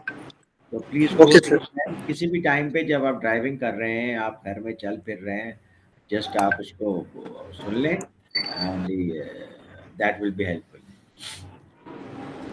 अच्छा जनाब, दुनिया में जब आप ग्लोबल मार्केट प्लेस में कोई प्रोडक्ट लेकर के आते हैं तो इट्स अ बिग चैलेंज। सबसे बड़ा चैलेंज तो ये कि आपको एक ऐसा प्रोडक्ट लेकर के आए जो इंटरनेशनल मार्केट के लिए एक्सेप्टेबल हो। Product development is very very important. जैसे आईफोन है, ग्लोबल प्रोडक्ट है। अब ग्लोबल प्रोडक्ट है, लेकिन चूंकि उसको दुनिया में बहुत सारी ज़ुबान के लोग यूज़ करते हैं, उसमें लैंग्वेज के ऑप्शन है। लैंग्वेज का ऑप्शन डालना ज़रूरी है, कीबोर्ड का ऑप्शन डालना ज़रूरी है। अगर आप ये चीज़ें नहीं करेंगे तो बहुत सारे लोग उसे यूज़ नहीं कर सकेंगे। तो इंटरनेशनल प्रोडक्ट डेवलपमेंट के लिए ये एक बहुत बड़ा चैलेंज है कि उसको मल्टी लिंगुअल होना चाहिए, कल्चरली न्यूट्रल होना चाहिए। उसमें कुछ ऐसी चीज़ें नहीं होना चाहिए जो कि किसी कल्चर के लिए अनोइंग हो या किसी रिलीजन के लिए अनोइंग हो। तो इसके अंदर ग्लोबल मार्केट में जाने के लिए सबसे पहली चीज़ है प्रोडक्ट डेवलपमेंट। एक ऐसी प्रोडक्ट डेवलप करें जो कि इंटरनेशनल मार्केट के लिए एक्सेप्टेबल हो। मिसाल के तौर पे आप गाड़ी डिज़ाइन कर रहे हैं, तो इन्वायरमेंट के लॉज डिफरेंट कंट्रीज़ में डिफरेंट है। और अगर आप हर कंट्री के लिए अलग गाड़ी डिज़ाइन करेंगे और अलग गाड़ी प्रोड्यूस करेंगे, दैट विल बी एक्सपेंसिव। तो आपको उन तमाम इन्वायरमेंट के लॉज को स्टडी करके ऐसे लॉज के ऊपर काम करना पड़ेगा जो कि गाड़ी जब बन जाए तो दुनिया की तमाम इन्वायरमेंटल लॉज को फुलफिल कर दे। That is a great challenge. फिर ग्लोबल मार्केट के अंदर आपने ये देखना होता है कि भाई कहाँ पे आप कौन सी टेक्नोलॉजी यूज़ कर रहे हैं। ये कोई ज़रूरी नहीं है कि आप state of the art technology use करें, या एक जगह आप state of the art technology use कर रहे हैं तो दूसरी जगह भी state of the art technology use कर रहे हैं, या एक जगह आप रोबोटिक्स यूज़ कर रहे हैं तो आप दूसरी जगह भी रोबोटिक्स यूज़ करें। इट डिपेंड्स कि आप किस कंट्री में काम कर रहे हैं, वहाँ का इन्वायरमेंट क्या है, वहाँ वेंडर सपोर्ट कितनी है, वहाँ इंजीनियर्स का लेवल कितना है। दैट्स वाई आप देखें कि कराची में जो ये होंडा की फैक्ट्री है या सुजुकी की है या टोयोटा की है, तो यहाँ पे मैनुअल काम बहुत ज़्यादा हो रहा है, ऑटोमेशन बहुत कम है। लेकिन आप जापान की फैक्ट्री जाके देख लें या अमेरिका की फैक्ट्री देख लें तो वहाँ पे रोबोटिक्स इन्वॉल्व। तो इवन सेम कंपनी जो है वो डिफरेंट कंट्रीज में डिफरेंट टेक्नोलॉजी यूज़ करती है। उसका एक एडवांटेज उनको ये होता है कि जब वो कोई टेक्नोलॉजी फॉर एग्जांपल जापान में यूज़ करते हैं और वो जापान के लिहाज से वो टेक्नोलॉजी कॉम्पिटिटिव नहीं रहती और उनको उस टेक्नोलॉजी को अपग्रेड करना होता है और वो प्लांट अब सही हालत में होता है, तो उस प्लांट को वो किसी थर्ड वर्ल्ड कंट्री में शिफ्ट कर देते हैं। उसकी वजह से उनका वो प्लांट भी यूटिलाइज हो जाता है, थर्ड वर्ल्ड में भी कॉम्पिटिटिव रहते हैं और कोर मार्केट में भी कॉम्पिटिटिव रहते हैं। तो टेक्नोलॉजी को इस तरह से शिफ्ट किया जाता है, मैनेज किया जाता है। तो management of technology itself is a big area, और लोग मैनेजमेंट ऑफ टेक्नोलॉजी में एमएस करते हैं, एमबीए करते हैं। उसकी वजह यही है कि आप पूरी दुनिया के लिए जो आप अपने ऑर्गेनाइजेशन के लिए टेक्नोलॉजी को मैनेज कर रहे हैं, that should be cost effective. And then marketing, marketing पूरी दुनिया के लिए आप प्रोडक्ट को मार्केट कर रहे हैं। जैसे मिसाल के तौर पे आप देखें कि कोको कोला और पेप्सी पूरी दुनिया के लिए कोक और पेप्सी को मार्केट कर रहे हैं, तो उनको कोई ऐसा कॉमन फीचर लेकर के आना था मार्केटिंग में जो पूरी दुनिया के लिए एक्सेप्टेबल हो। क्या ख्याल है उरूसा? Yes sir. तो फिर क्या किया उन्होंने? सर उन्होंने, आपने पहले तो ये बताया था उनका बाहर टेस्ट अलग होता था, यहाँ अलग, लेकिन कॉमन फीचर क्या था ये सर मुझे याद नहीं। राइट। और फिर उसके अलावा उन्होंने उसको प्रमोशन में क्या किया कि ये फाइंड आउट किया कि दुनिया में लोगों के अंदर कॉमन चीज़ें क्या है। रिसर्च की गई, रिसर्च में पता चला कि दुनिया में जो लोग हैं उनके अंदर कॉमन है स्पोर्ट्स। आदमी बूढ़ा भी हो जाता है, उसका स्पोर्ट्स से इंटरेस्ट रहता है। और एक और कॉमन चीज़ है म्यूज़िक। हर एज के लोगों को म्यूज़िक पसंद सर होता है। एक्सक्यूज मी, जी सर मुझे याद आ गया, आपने यही बताया था कि उन्होंने यंगस्टर को टारगेट किया था और डीयू वालों ने डेयर को टारगेट किया था। डीयू ने किसको टारगेट किया था? सर वो डेयर को उन्होंने टारगेट किया था कि कोई भी चीज़ का वो डेयर कराते थे, क्योंकि जी यंगस्टर में ये भी एक एडवेंचरस स्पोर्ट्स को टारगेट किया, क्योंकि स्पोर्ट्स को ऑलरेडी पेप्सी टारगेट कर चुका था और ड्यू ने अपना मार्केट बनाने के लिए एडवेंचरस स्पोर्ट्स को target, and they are one of the most that is वो ड्यू बहुत सक्सेसफुल ब्रांड है ऑल ओवर द वर्ल्ड। तो आप देखें कि कोक ने म्यूजिक को टारगेट किया है और पेप्सी ने गेम्स को टारगेट किया है। और ये कोई इत्तफाकन नहीं टारगेट किया है, रिसर्च बेस्ड टारगेट किया और ऑल ओवर द वर्ल्ड वो इसी तरीके से करते हैं। बस यहाँ पे वो जुनून को ले लेंगे या इस तरह के किसी को ले लेंगे, कोक वाले दूसरी जगह पे जो पॉपुलर बैंड है वो उनको ले लेंगे, लेकिन उनका पूरा फोकस जो मार्केटिंग का होता है वो म्यूजिक के ऊपर है। उस तरह वो एक कॉमनैलिटी प्रोड्यूस करते हैं। फिर इसी तरीके से मैन्युफैक्चरिंग की टेक्नोलॉजी भी डिफरेंट होती है, हर जगह पे डिफरेंट होगी। रीज़न है इसके, आप यहाँ पे मैन्युफैक्चरिंग करेंगे तो यहाँ पे हो सकता है कि आप कम क्वांटिटी में सेल कर रहे हो, अमेरिका में मैन्युफैक्चर कर रहे हैं तो ज़्यादा क्वांटिटी में सेल कर रहे हैं, तो वहाँ पे आप इकनॉमीज ऑफ स्केल अचीव कर सकते हैं। जब आप इकनॉमीज ऑफ स्केल अचीव कर सकते हैं तो आपका प्लांट अकॉर्डिंगली होना चाहिए। यहाँ पे अगर आप for example economies of scale achieve नहीं कर सकते तो आपका प्लांट भी उसी हिसाब से होता है। और जब बिल्कुल इकनॉमीज ऑफ स्केल अचीव नहीं कर सकते तो आप वहाँ पे मैन्युफैक्चरिंग नहीं करते बल्कि वहाँ पे एक्सपोर्ट करते। जैसे टोयोटा, होंडा, ये सब पहले पाकिस्तान को एक्सपोर्ट करते थे गाड़ियाँ।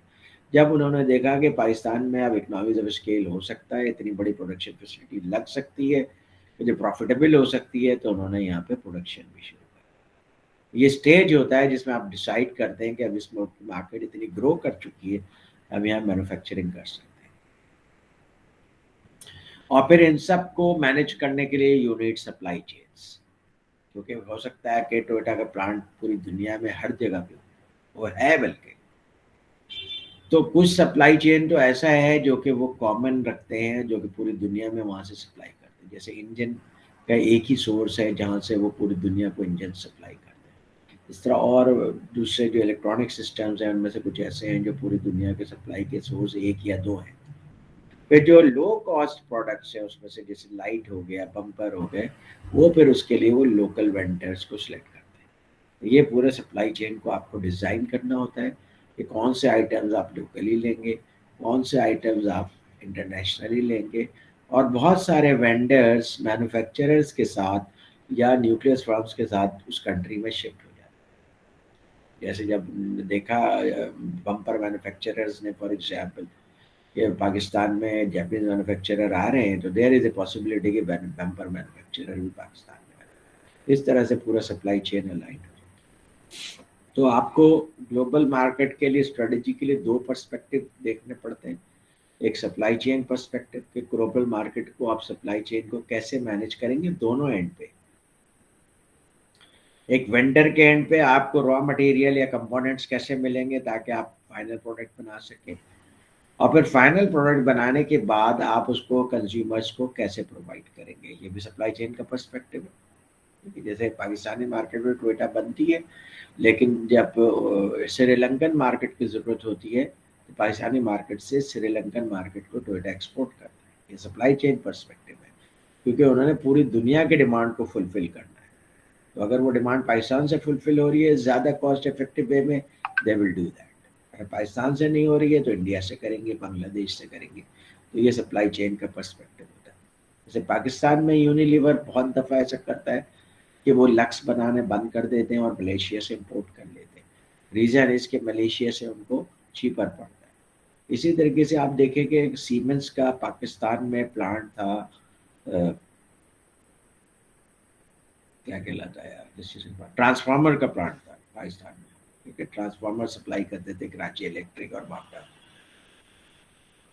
लेकिन जब उनका वो मैन्युफैक्चरिंग एक्सपेंसिव हो गई तो पाकिस्तान में उन्होंने ट्रांसफार्मर का प्लांट बंद कर दिया और अब वो इंपोर्ट करके पाकिस्तानी मार्केट में सप्लाई करते हैं। That is more cost effective. You need to look into that and you keep on changing your supply chain perspective, because market changes, input cost change, labour cost change, तो उसके हिसाब से आपको change करना। दूसरा जो आपका पर्सपेक्टिव होता है सप्लाई चेन का, और वो बहुत इंपॉर्टेंट पर्सपेक्टिव है, that is customer service perspective.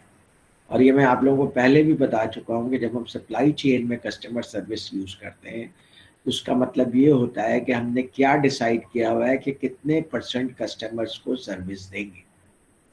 80% customers को सर्विस देंगे, 90% कस्टमर्स को सर्विस देंगे, 95% कस्टमर्स को सर्विस देंगे। इसका मतलब है 5% कस्टमर्स को आप रिफ्यूज करेंगे।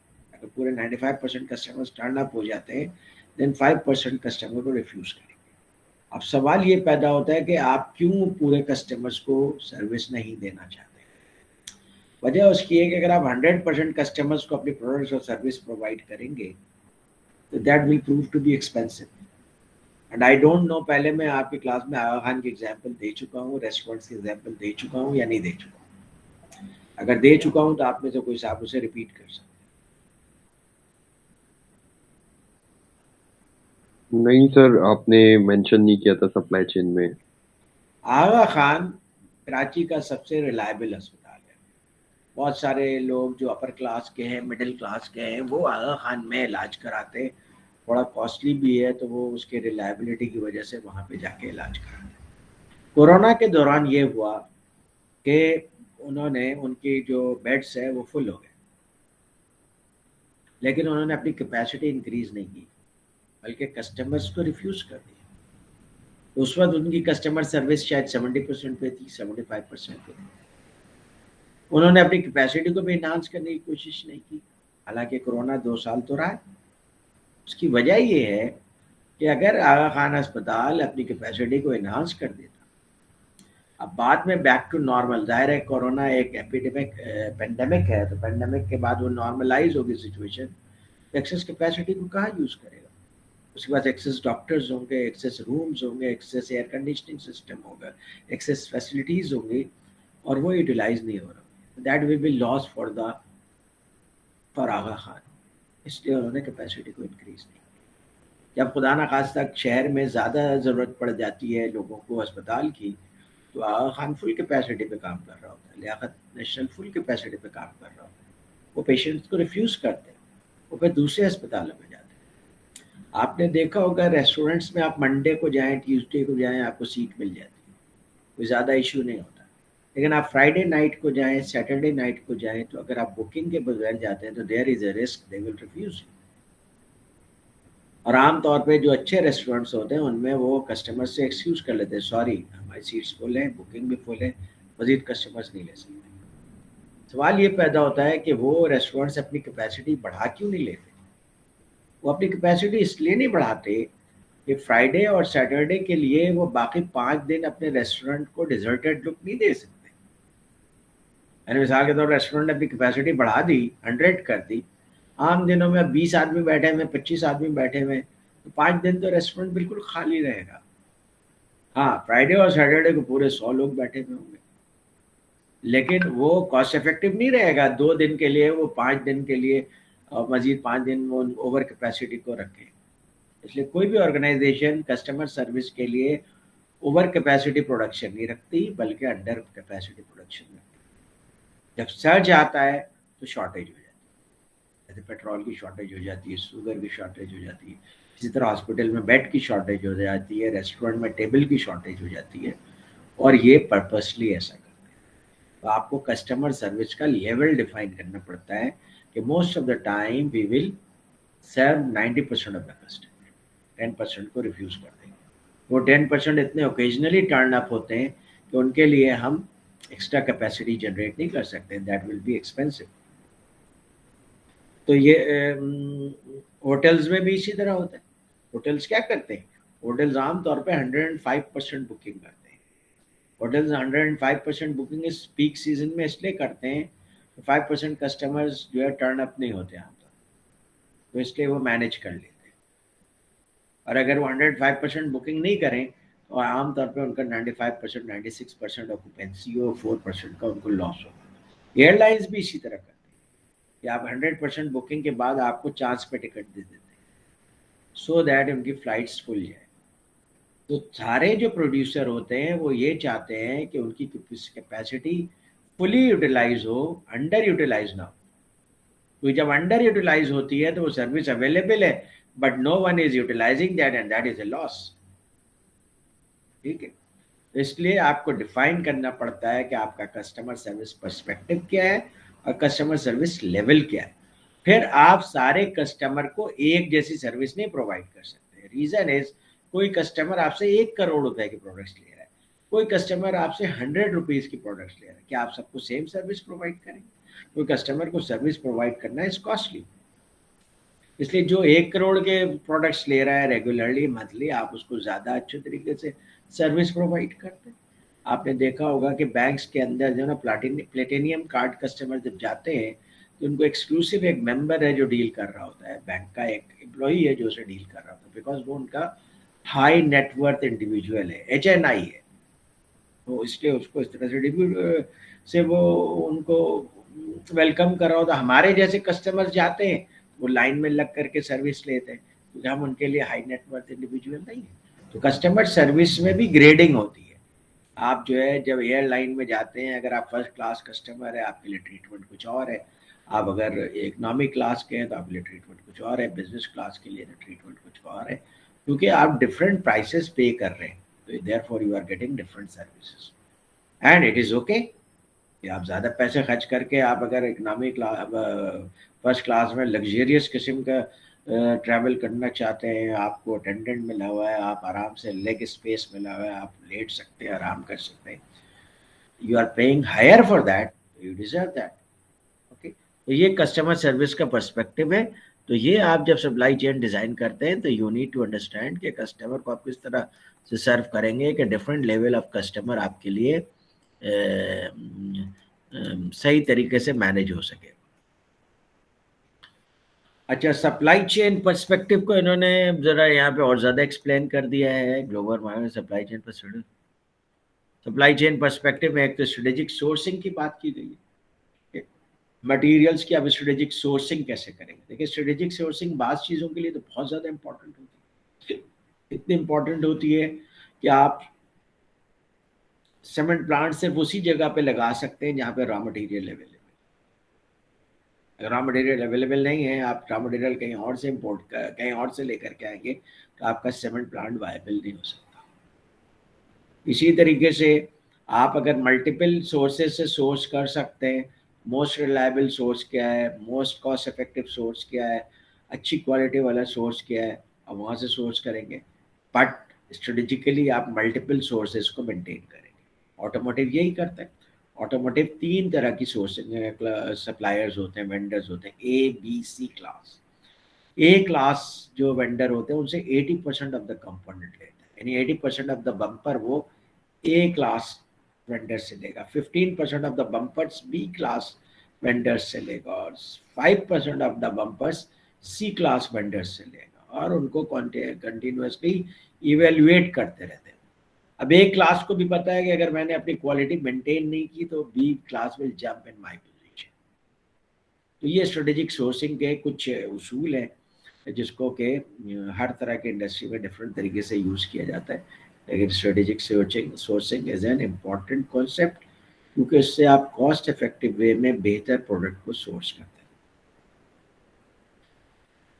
फिर आपको पूरी दुनिया में प्रोडक्ट को, अपने जो फिनिश प्रोडक्ट्स है उसे सप्लाई भी करना है, तो आपको ग्लोबल लोकेशंस चूज करने होते हैं। अब ग्लोबली अगर आपने अपने कस्टमर्स को सर्व करना है तो दुनिया में इस तरह से ग्लोबली को प्रोडक्ट्स को डिस्ट्रीब्यूट किया जाता है कि एशिया के अंदर एक सोर्स रखते हैं लोग, दुबई पे वेयर हाउस है लोगों के ज़्यादातर, और दूसरा वेयर हाउस है सिंगापुर में।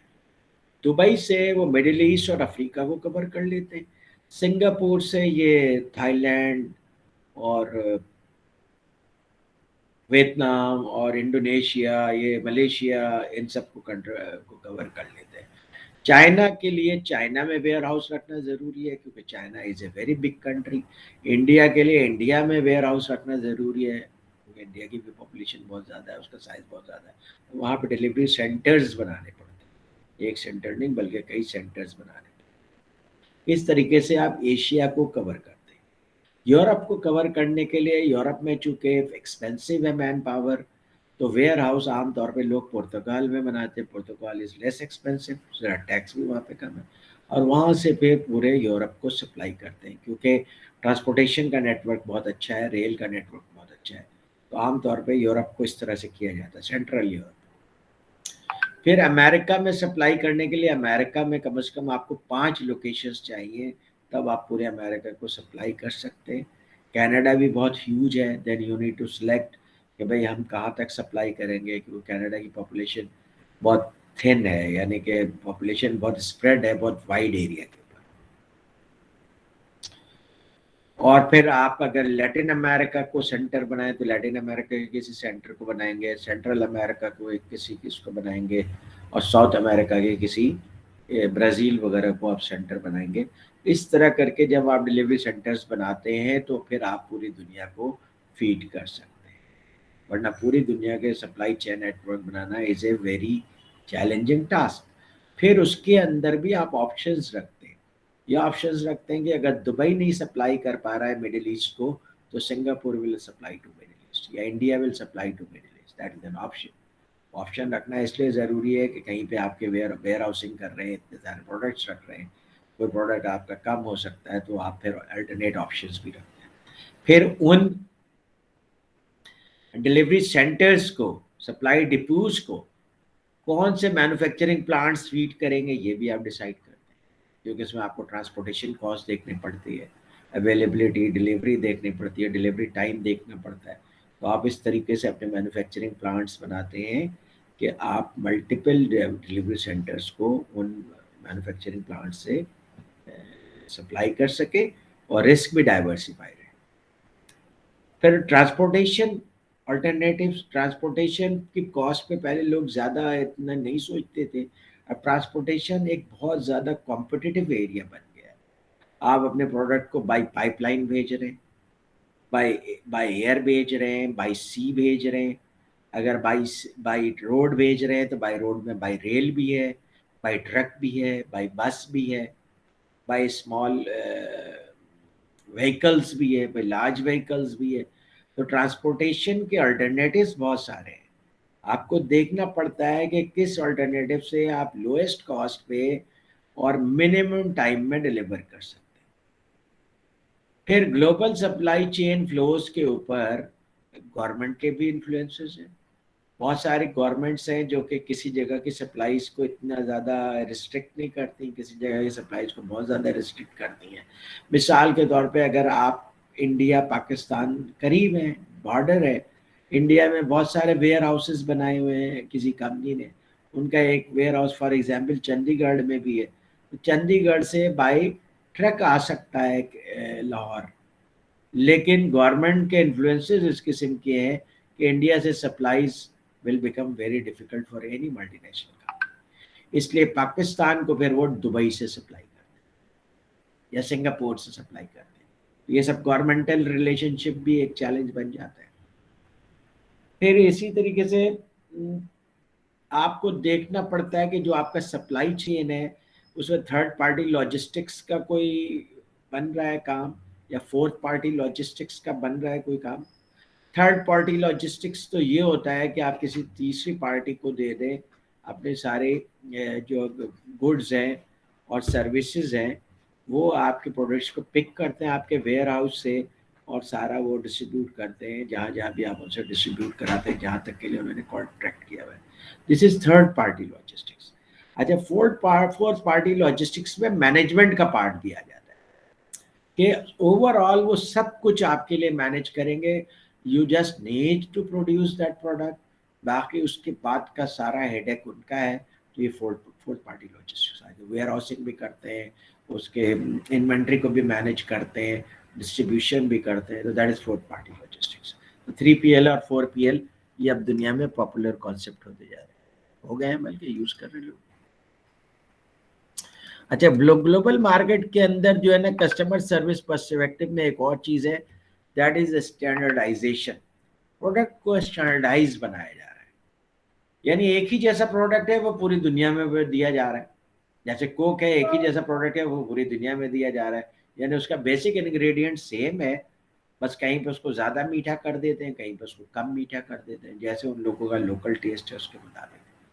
पिज़्ज़ा पूरी दुनिया में एक जैसा है पिज़्ज़ा हट का, ठीक है, तो that is standardisation.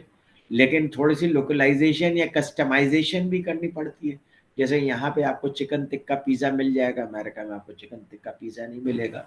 That is customization according to local requirement. Canada में 110 वोल्ट्स के इलेक्ट्रिकल अप्लायंसेज होते हैं, तो अब आपको कस्टमाइजेशन करनी पड़ेगी कि पाकिस्तान में तो 220 वोल्ट्स के होते हैं, तो आपको प्रोडक्ट्स ऐसे बनाने पड़ेंगे या ऐसा अडाप्टर देना पड़ेगा कि वो 220 वोल्ट्स के साथ चल सके। तो स्टैंडर्डाइज प्रोडक्ट्स पूरी दुनिया में चलते हैं, लेकिन आपको कहीं कहीं पे कस्टमाइजेशन करनी पड़ती है। पूरी कोशिश यही होती है ग्लोबल कंपनीज की कि स्टैंडर्डाइज प्रोडक्ट दें। जैसे माइक्रोसॉफ्ट एक स्टैंडर्डाइज प्रोडक्ट है, आईफोन एक स्टैंडर्डाइज प्रोडक्ट है, और इसी तरीके से इंटेल एक स्टैंडर्डाइज प्रोडक्ट है। इंटेल तो बहुत ज़्यादा स्टैंडर्डाइज प्रोडक्ट है, लेकिन माइक्रोसॉफ्ट में वो आपको फिर बहुत सारे ऑप्शंस भी देते हैं लैंग्वेजेस के और फॉन्ट्स के, इस तरह के, ताकि आप कस्टमाइज कर सकें। फिर जो दूसरा कस्टमर सर्विस में पर्सपेक्टिव है कि चूंकि आप ग्लोबली कॉम्पीट कर रहे हैं तो प्रोडक्ट लाइफ साइकिल रिड्यूस हो जाता है। What is product life cycle? कोई साहब बता दें मुझे, मैं भूल गया। सर, प्रोडक्ट का एक ड्यूरेशन होता है कि इतने टाइम के लिए वो प्रोडक्ट जो है वो यूजफुल है या बेनिफिशियल है, या उसके जो टास्क परफॉर्म कर सकता है वो प्रोडक्ट वो इतने स्पेन के लिए वो कर सकता है। ओके, आप उस पर्सपेक्टिव में बता रहे हैं, ठीक है, आप सही कह रहे हैं जोहर। प्रोडक्ट लाइफ साइकिल जो मैन्युफैक्चरर के पर्सपेक्टिव से होता है, वो होता है कि पहले आप एक्सपायर होता है, एक्सपायर वाला वो जी, क्या कह रहे हैं आप?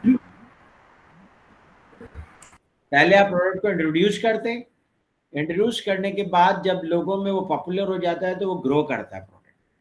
ग्रो करके एक मेच्योरिटी लेवल पे आ जाता है, यानी इसकी सेल्स एक लेवल पे आ जाती है, वो इंक्रीज नहीं हो रही थी, उसके बाद वो डिक्लाइन स्टेज पे आ जाता है। अब उस प्रोडक्ट की बरियल का टाइम आ गया है, प्रोडक्ट ने अपना लाइफ साइकिल कंप्लीट कर लिया। अब चूंकि पूरी दुनिया में कंपटीशन है, तो इधर आप एक मोबाइल सर निकालते मैं हैं, ये दूसरी कह रहा कंपनी था दूसरी कि है मोबाइल ना निकाल जो देती है। स्टार्टिंग से लेकर एंड तक लेके जाते हैं ना, जी, स्टार्टिंग से। यस, आपकी आवाज नहीं आ रही मुझे, आप बोले। जी,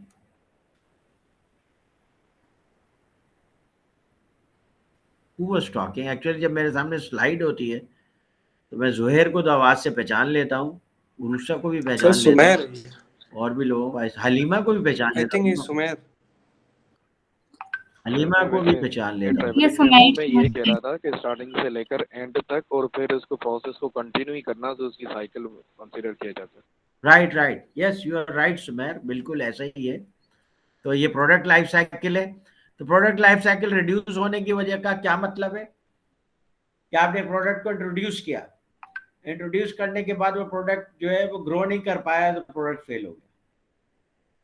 ठीक है, जैसे फिल्म आती है बॉक्स ऑफिस में आजकल, पहले हफ्ते में बॉक्स ऑफिस में अगर वो फिल्म हिट नहीं है तो फिल्म फिर नेटफ्लिक्स ले लेता है, फिल्म फेल हो गई बॉक्स ऑफिस में। क्यों? क्योंकि उसके बाद दूसरी फिल्म आ जाती है, तीसरी फिल्म आ जाती है, तो आपके पास इतना टाइम नहीं होता। अगर आपने पहले हफ्ते में रिकवर नहीं किया अपने कॉस्ट को, तो फिर बहुत मुश्किल है कि नेक्स्ट वीक्स में आप रिकवर कर सकें, बिकॉज न्यू फिल्म आ जाती हैं, ग्लोबल कंपटीशन है, अमेरिकन फिल्म्स भी आ रही हैं, इंडियन फिल्म्स भी आ रही हैं, तो इसकी वजह से दरम्यान प्रोडक्ट कंपटीशन बहुत है, प्रोडक्ट लाइफ साइकिल रिड्यूस हो गया है। वो एक फिल्म है दिल वाले दुल्हनिया ले जाएंगे, वो 20 साल से चल रही है फिल्म, उसका प्रोडक्ट लाइफ साइकिल बहुत लंबा है। लेकिन ये एक एक्सेप्शन है, जो बाकी फिल्में हैं उनकी लाइफ 1 हफ्ते, 2 हफ्ते, 3 हफ्ते, 4 हफ्ते होती है, उसके बाद फिर दूसरी फिल्म आ जाती है, प्रोडक्ट लाइफ साइकिल रिड्यूस हो गया। अच्छा, अब जब आउटसोर्सिंग हो रही है पूरी दुनिया में, तो उसकी वजह से ऑर्गेनाइजेशन को अपना स्ट्रक्चर चेंज करना पड़ा, क्योंकि बहुत सारे फंक्शन वो कर ही नहीं रहे। जब बहुत सारे फंक्शन कर ही नहीं रहे तो उनके लोगों की जरूरत नहीं है, उन लोगों को फारिग कर देते। कुछ स्केलेटन स्टाफ रह जाता है जो आउटसोर्सिंग जिस कंपनी को किया है उनके साथ लिएजॉन करता है, उनकी मॉनिटरिंग करता है। और फिर आउटसोर्सिंग की वजह से आपको दूसरे तरह के एम्प्लॉयज़ हायर करने पड़ते हैं, जैसे प्रोक्योरमेंट स्पेशलिस्ट, परचेजिंग स्पेशलिस्ट, जो जा कर के आउटसोर्सिंग मैनेजर उन ऑर्गेनाइजेशंस के साथ काम करता है। अच्छा, फिर ग्लोबलाइजेशन की वजह से वोलेटिलिटी भी है और कॉम्प्लेक्सिटी भी है। वोलेटिलिटी ये है कि आपने प्रोडक्ट को लॉन्च किया, अचानक चाइना ने बैन लगा दिया कि जनाब हमारे यहाँ जो है ये प्रोडक्ट नहीं चलेंगे, वोलेटिलिटी है। फिर कॉम्प्लेक्सिटी ये है कि आपको दुनिया के डिफरेंट लॉज से डील करना पड़ता है, डिफरेंट कल्चर से डील करना पड़ता है, डिफरेंट इंटरेस्ट से डील करना पड़ता है। तो ये ग्लोबल प्रोडक्ट्स के में कॉम्प्लेक्सिटी में इजाफा हो जाता है।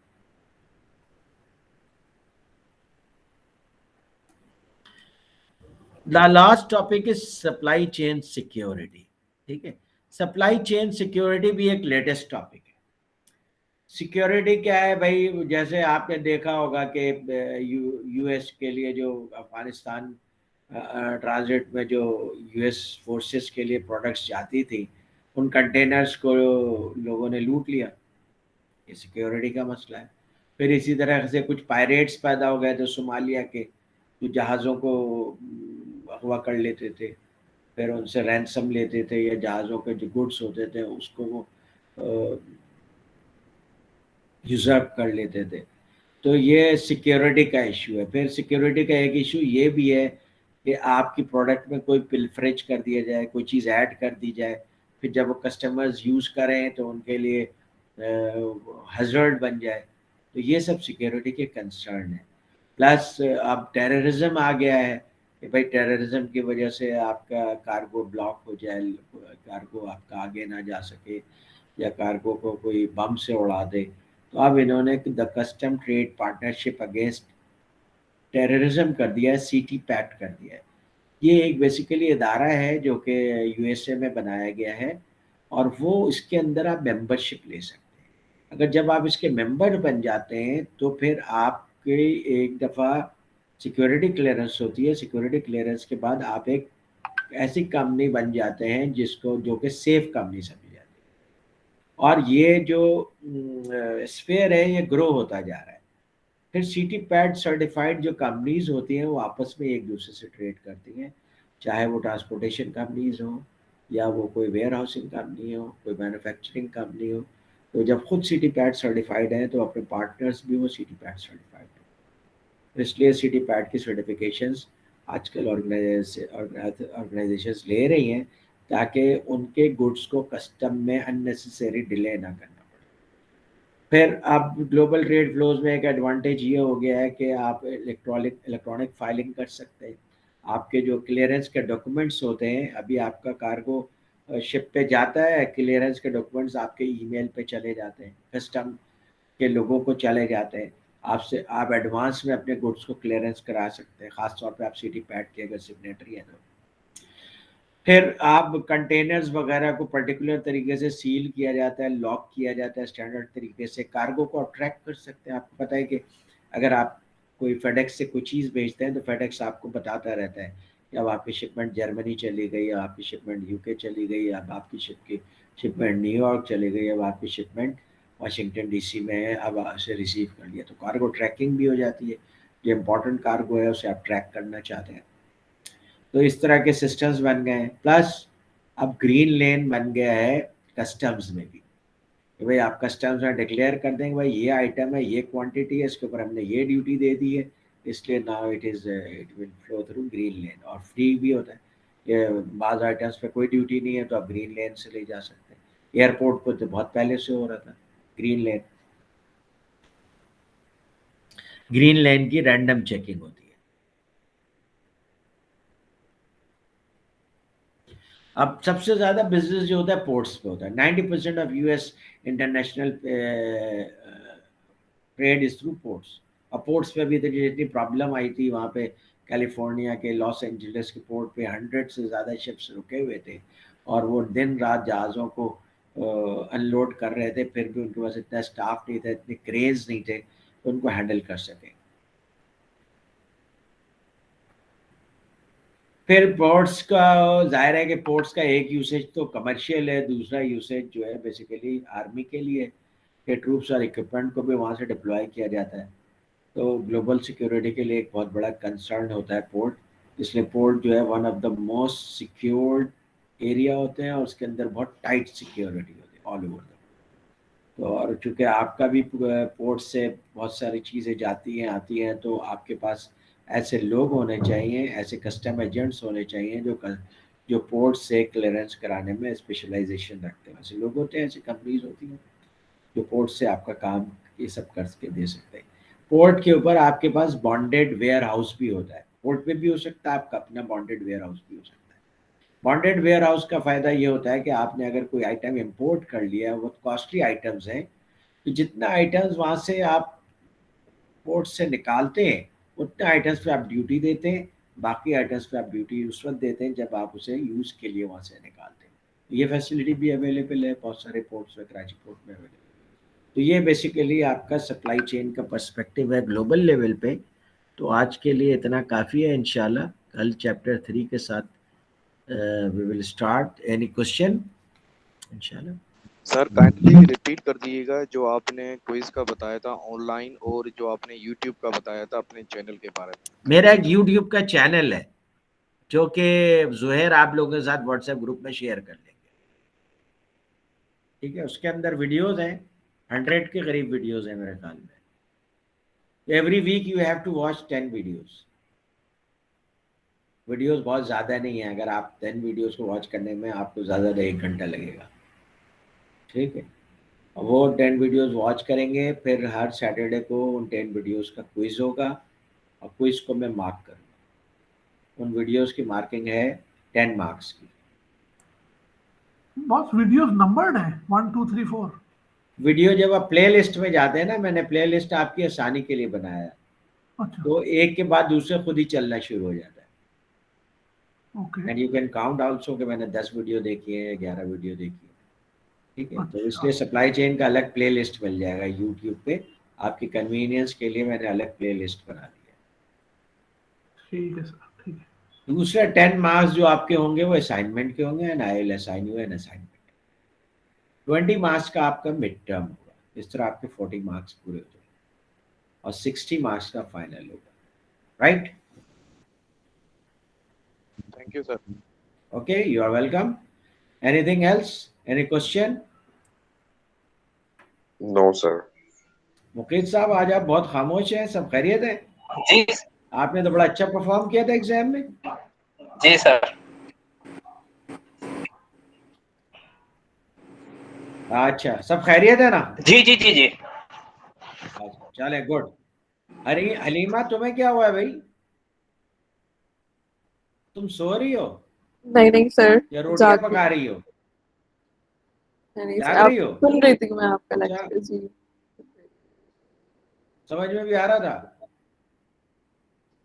जी, कुछ कुछ आ पार्टिसिपेट रहा किया था। करें आप लोग पार्टिसिपेट, इस चैप्टर को पढ़ लेना। आप लोग पार्टिसिपेट करेंगे तो ज़्यादा बेहतर तरीके से समझेंगे। और सप्लाई चेन आजकल ऑर्गेनाइजेशन का की रोल है, आपको कहीं ना कहीं सप्लाई चेन से ज़रूर वास्ता पड़ता है, right? Okay, thank you very much, take care. इंशाल्लाह कल मुलाकात होती है। अल्लाह हाफिज। Thank you sir. इंशाल्लाह, थैंक यू। बस हाफिज।